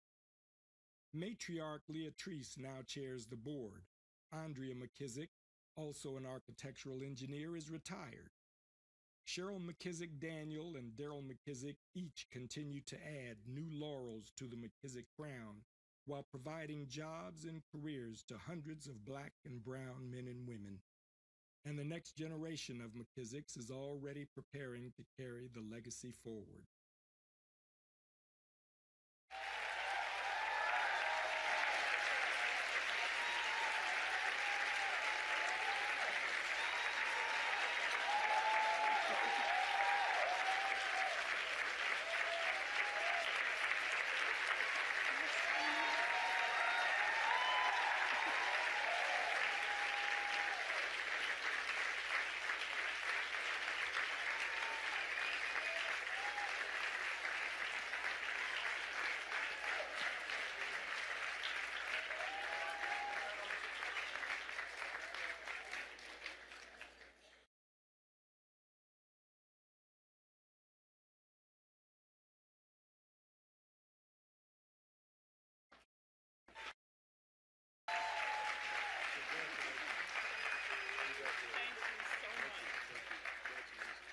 Cheryl and Daryl, it is our profound honor to stand here on behalf of National Care's mentoring movement.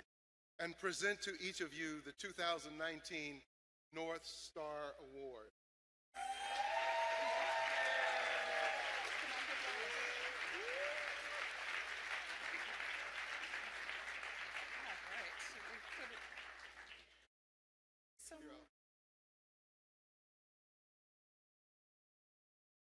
Wow, Daryl, it's amazing to come from Tennessee, Nashville, and Howard University to make center stage. To make center stage in New York. You know, I think Daddy was right with what he was saying all those years. Why don't you tell everybody? Right. Say, now you all can go to school anywhere in the world, but I'm only paying for Howard University.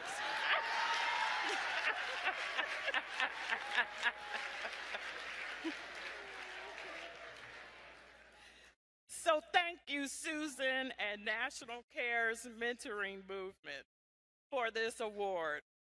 We are honored and we are overwhelmed. Only you, Susan, could think out of the box and roll up your sleeves and get the type of meaningful work done for the people who really need it the most. Your investment in our future of our kids is paying off and making a difference. So thank you. We appreciate this platform because it informs the world that people of color are excelling in all fields and services in America. And in a decade of the woman,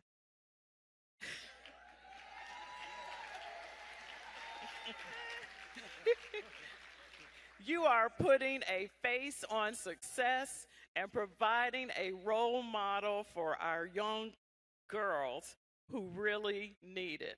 And we are excited that you have chosen tonight to specifically focus on design, construction, and development firms.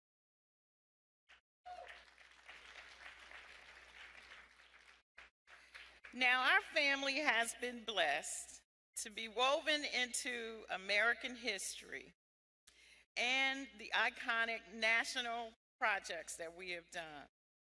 We have been honored to work on projects that are at the very core of American values and the catalyst of American change. Our projects represent purpose and that have galvanized movements to ultimately enhance the lives of our citizens and people around the world. Our projects have changed the face of cities and have invoked discussion about where we are at this moment and where we're going. Projects like the Martin Luther King Memorial, the Smithsonian National African American American Museum of History and Culture. They were all built by us. They were for us, but they're shared globally. So you got it by now. Our family has a rich history, and we have made tremendous contributions that we can stand up on and be proud. But our history is full of unfavorable verdicts, setbacks, and challenges. We have been underestimated and passed over. We are often asked, how did you start as slaves? And today, your company provides services on some of the most iconic projects in the nation and are vital businesses in major cities in our country. How did you navigate from slavery through lynchings of Jim Crow and the beatings of the civil rights movement to today, and all the evil and dark influences coming against us? How, as a woman in a male-dominated industry, experiencing more Me Too moments than you can imagine, we just thought it was a way of life. Have you won such high, visible, and complex and monumental projects like JFK Terminal 1, the largest project in the nation, $8 billion, yes, that's a B, developed by the Carlyle Group, Magic Johnson, Jim Reynolds from Loop Capital. Cheryl, you answer that question. Well, Cheryl, I can tell you, we didn't wait for any doors to open. Okay, we built our own doors and we walked through them.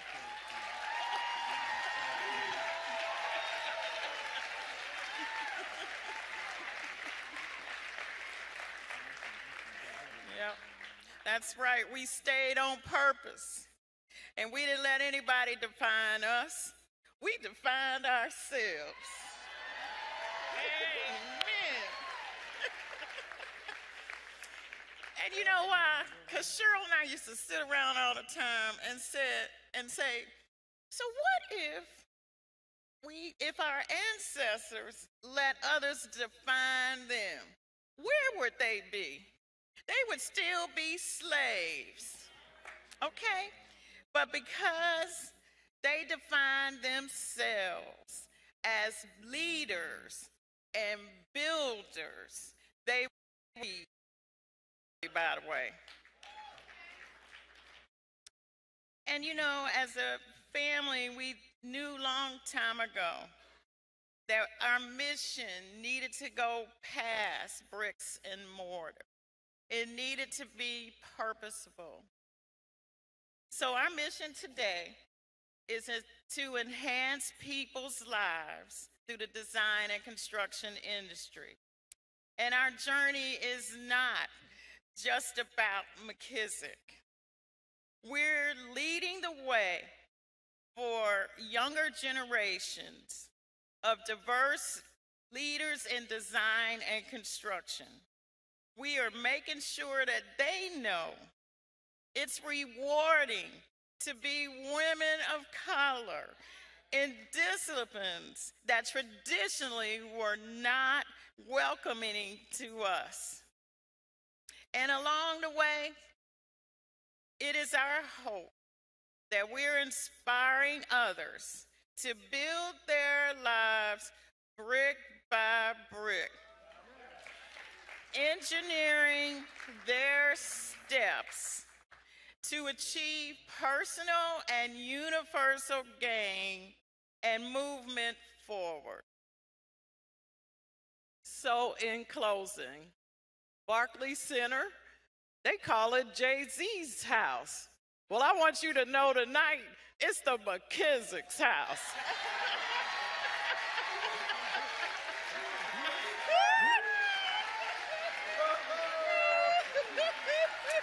Okay, I wasn't supposed to say that. So in closing, it is only through God and the support of others that we stand here today. So we want to thank our parents, our father, who only gave us Leroy lettering sets and trains for Christmas and Thanksgivings, never a doll, who could not be here with us tonight because of our health, but she taught us early on what a strong woman looks like.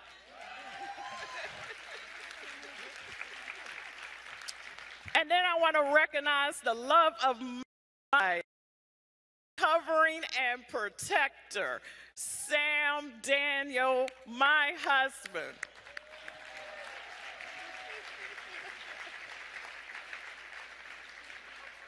And I want to thank you too, brother-in-law. You are the best. And I want to thank my partner, Curb Gardner. And we have our wonderful cousin, Eric McKissack, who not only is a cousin, but is on my board of directors, and his lovely wife, Cheryl. And then my mentor for over 20 years, Shahara Llewellyn, who is also my board member. Thank you all for being here with us tonight. And good night.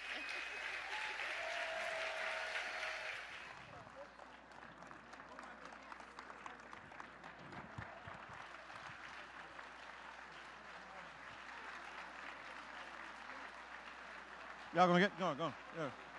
Here you go. What? And in honor of the McKissack, my Roy, he watching from prison, but what up, bruh? What up? I see Miss Keys here. Miss Keys, you did a tremendous job last night. You know the best song she ever made. You don't know my name. This the part, though. This the part. Hello? To my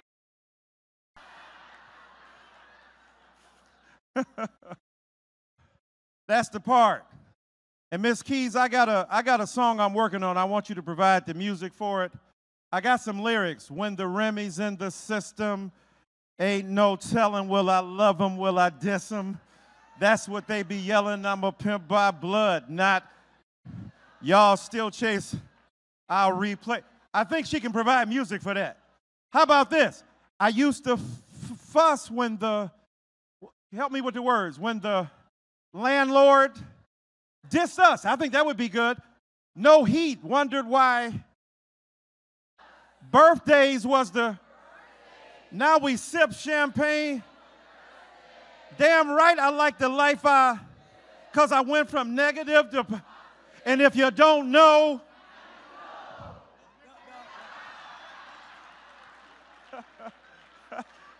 I tell you, I got a future out here. God forgive me for my brash delivery, but I remember vividly what these streets did to me. Imagine me allowing you to nitpick at me, portray me like a pick-a-knee. Y'all don't know that. That's Jay.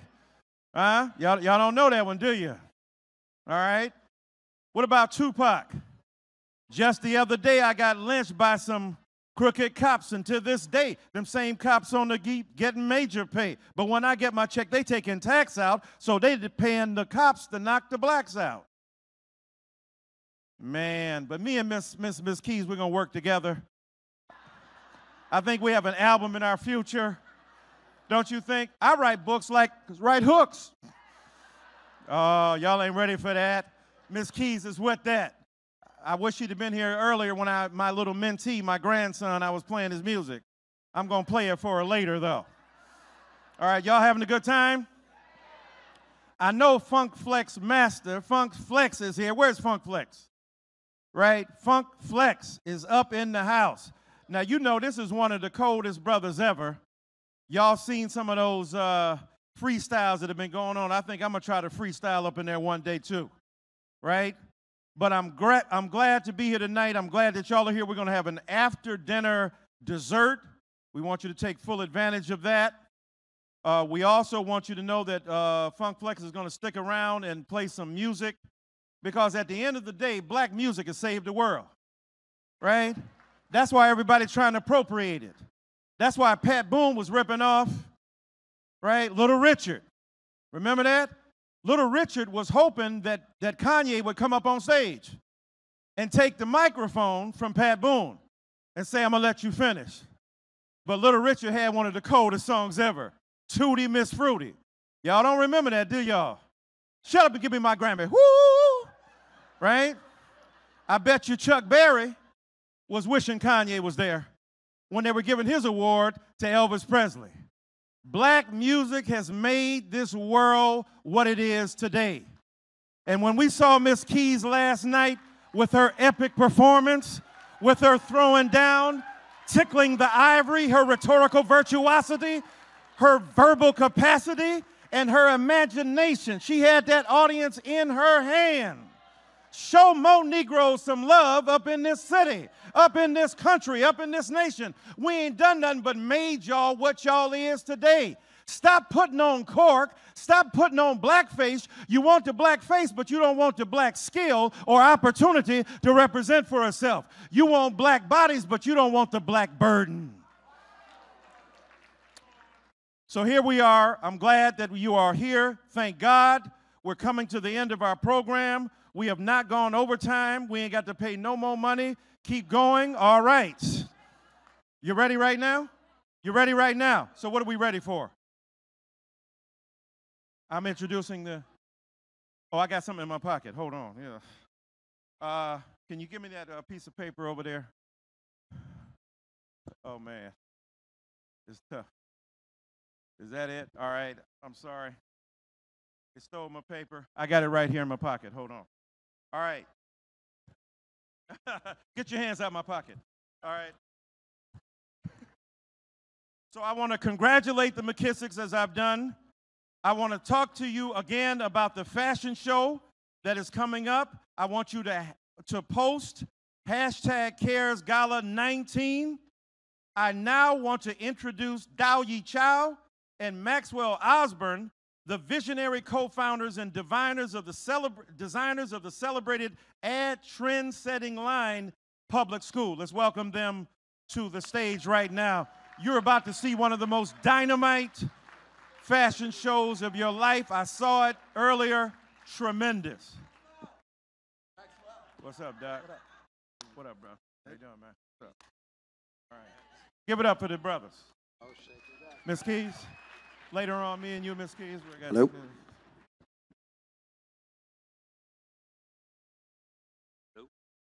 Hello. Hello. Hey. What's up, A Keys? Congrats. My name is Dowie. And I'm Maxwell Osborne. and we're the founders of Public School. It's a clothing brand based here in New York City. We are products of New York City public schools. We are products of New York City public schools, and also Thank you. also recipients of some really, really good mentorship, which even brought us here to the stage, to where we are in our careers, from designers from all around the world. We fully believe in the power of creativity of our young people, and now it's time for us to pay it forward. So New York City's buzzing. You know, New York Fashion Week is happening right now. But tonight, we're here for the biggest show, and it's coming up for the young designers of high school, of fashion industry. We're here to see the future. And you guys can support them by bidding on the wonderful auction items at your table, or by visiting caresmentoring.org. The money that we raise tonight will go towards scholarships that will help support their valuable futures. So now be prepared to be blown away. We're excited.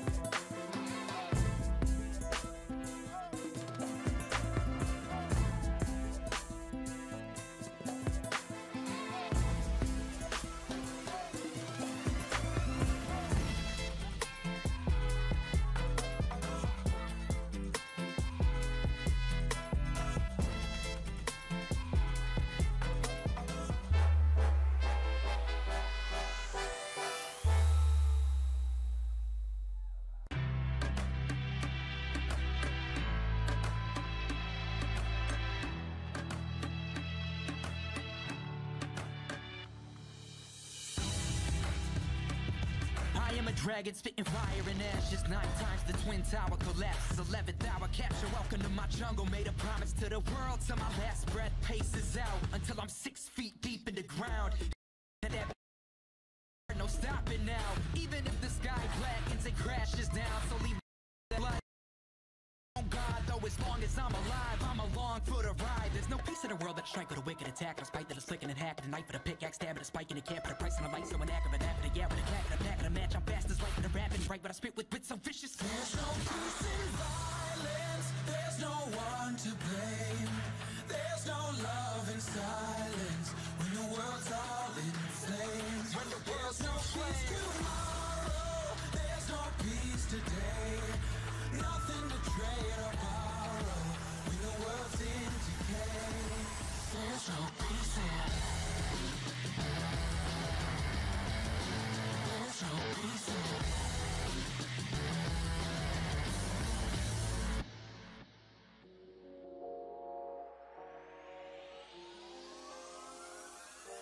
Keeping up with the winners like a constant trip.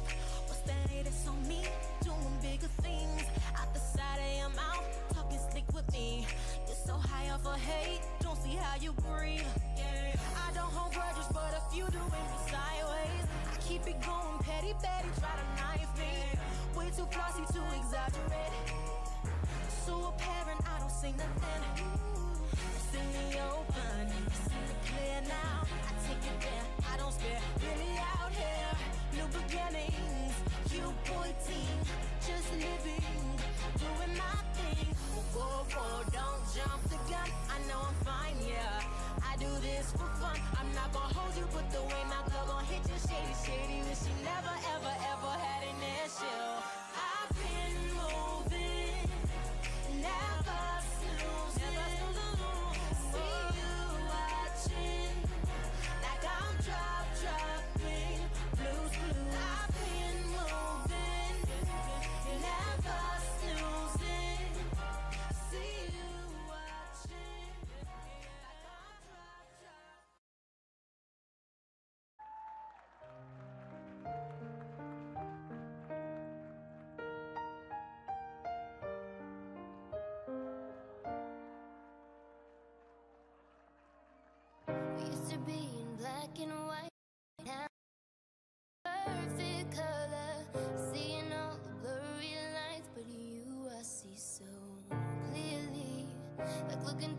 foggy window than rubbing the glass to see you pass with a smile. I think you're so damn beautiful, and I will never go away.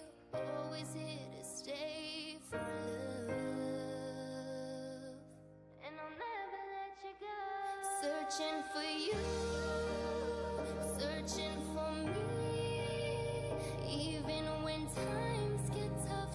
You untangle our love, me and you, hard to find, like a diamond in the rough. You are the sparkle on the diamond that makes me keep trying. Scratch a mark on my heart with love. Now our love's a photograph hung up on my heart forever, never to be touched again, 'cause we are unforgettable. You're my prince to my princess, waking me up with a magical kiss, with a smile. I think you're so damn beautiful, and we will never break away, never will betray our love, and I'll never let you go. Searching for you, searching for you, even when times get tough. You untangle our love, me and you, hard to find, like a diamond in the rough. You are the sparkle on the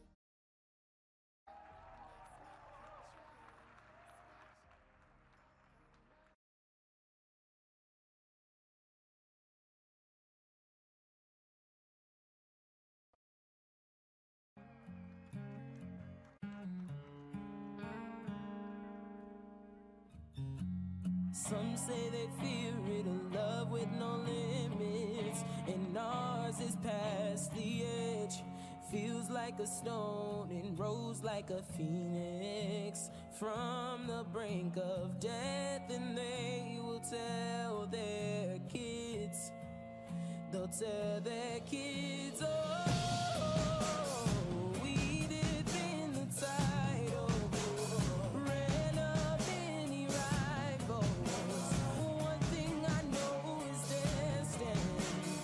We are legends. We don't do it for show.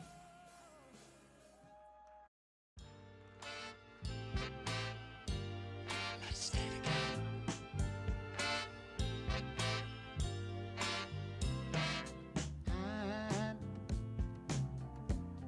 I'm so in love with you. Whatever you want to do is all right with me. 'Cause you make me feel so brand new. And I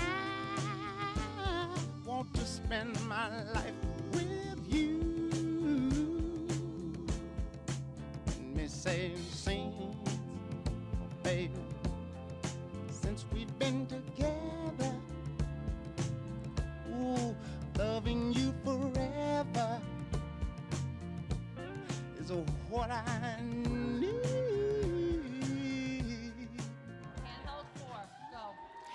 Ladies and gentlemen, 15-time Grammy winner and straight from hosting the Grammys last night, the incomparable Alicia Keys.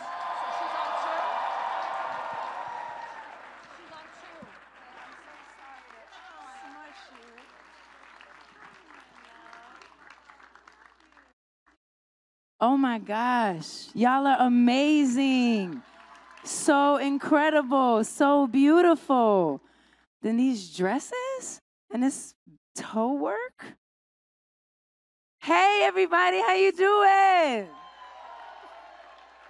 All right. Oh my goodness, I'm so honored to be here with my beautiful friend Susan Taylor and all of you in this incredibly soulful room. It's such a powerful, soulful room. And I was like 11th grade, 12th grade. Like, this is serious. This is serious. Can we please give them a major round of applause? Major. So powerful.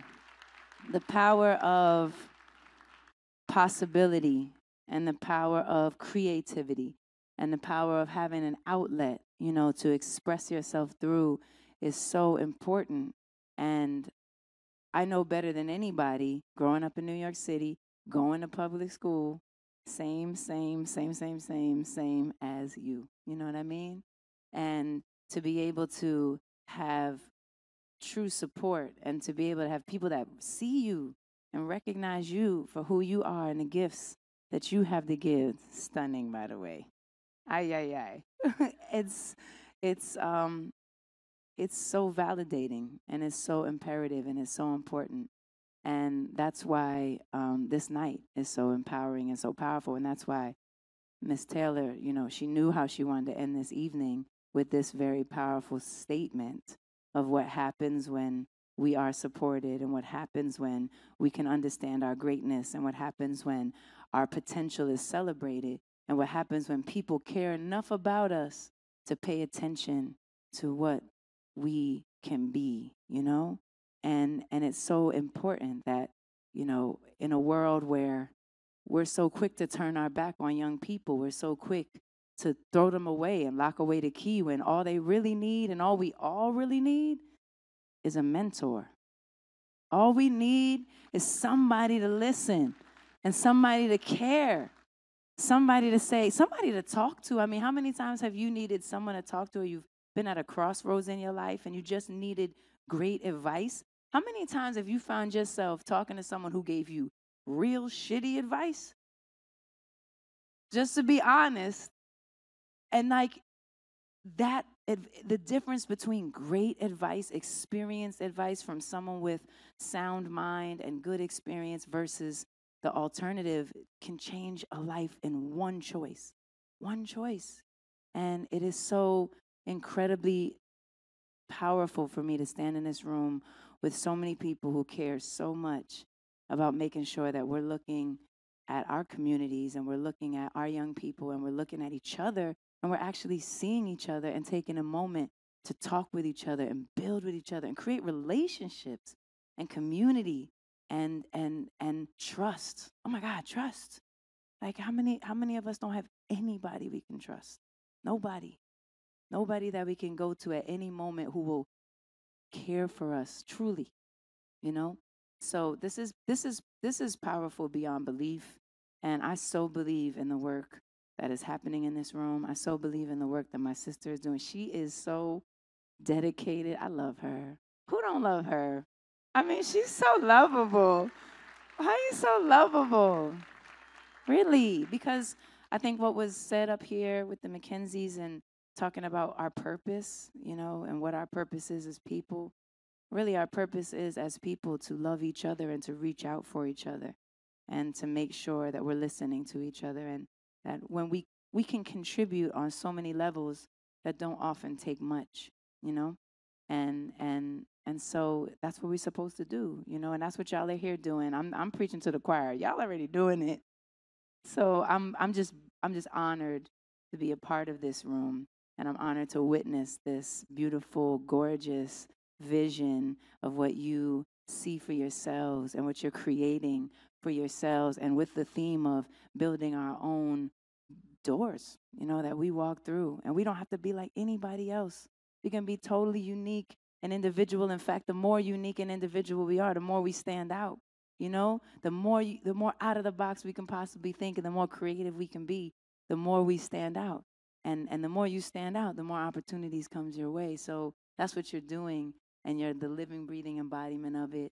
And I'm just honored to be here and have a moment to lift up what's happening. So thank you. Thank you for even inviting me. Thank you for everything that you're working on. Thank you for everything that you're doing. Thank you for all the communities that you're uplifting. Thank you for all the ways that everybody in here is contributing, because we do have to come together in multiple levels, our time, our finances. We have to keep it within our communities. If we're not doing that, you know, we're not able to go to the next level. It's on us. We are, as we said, the creators. We are the ones that move culture forward, and we have to do it in our own communities as well, which is what's happening. So this room is gorgeous, beautiful. You filled me up. I'm so happy that I was able to get off that stinking plane ride.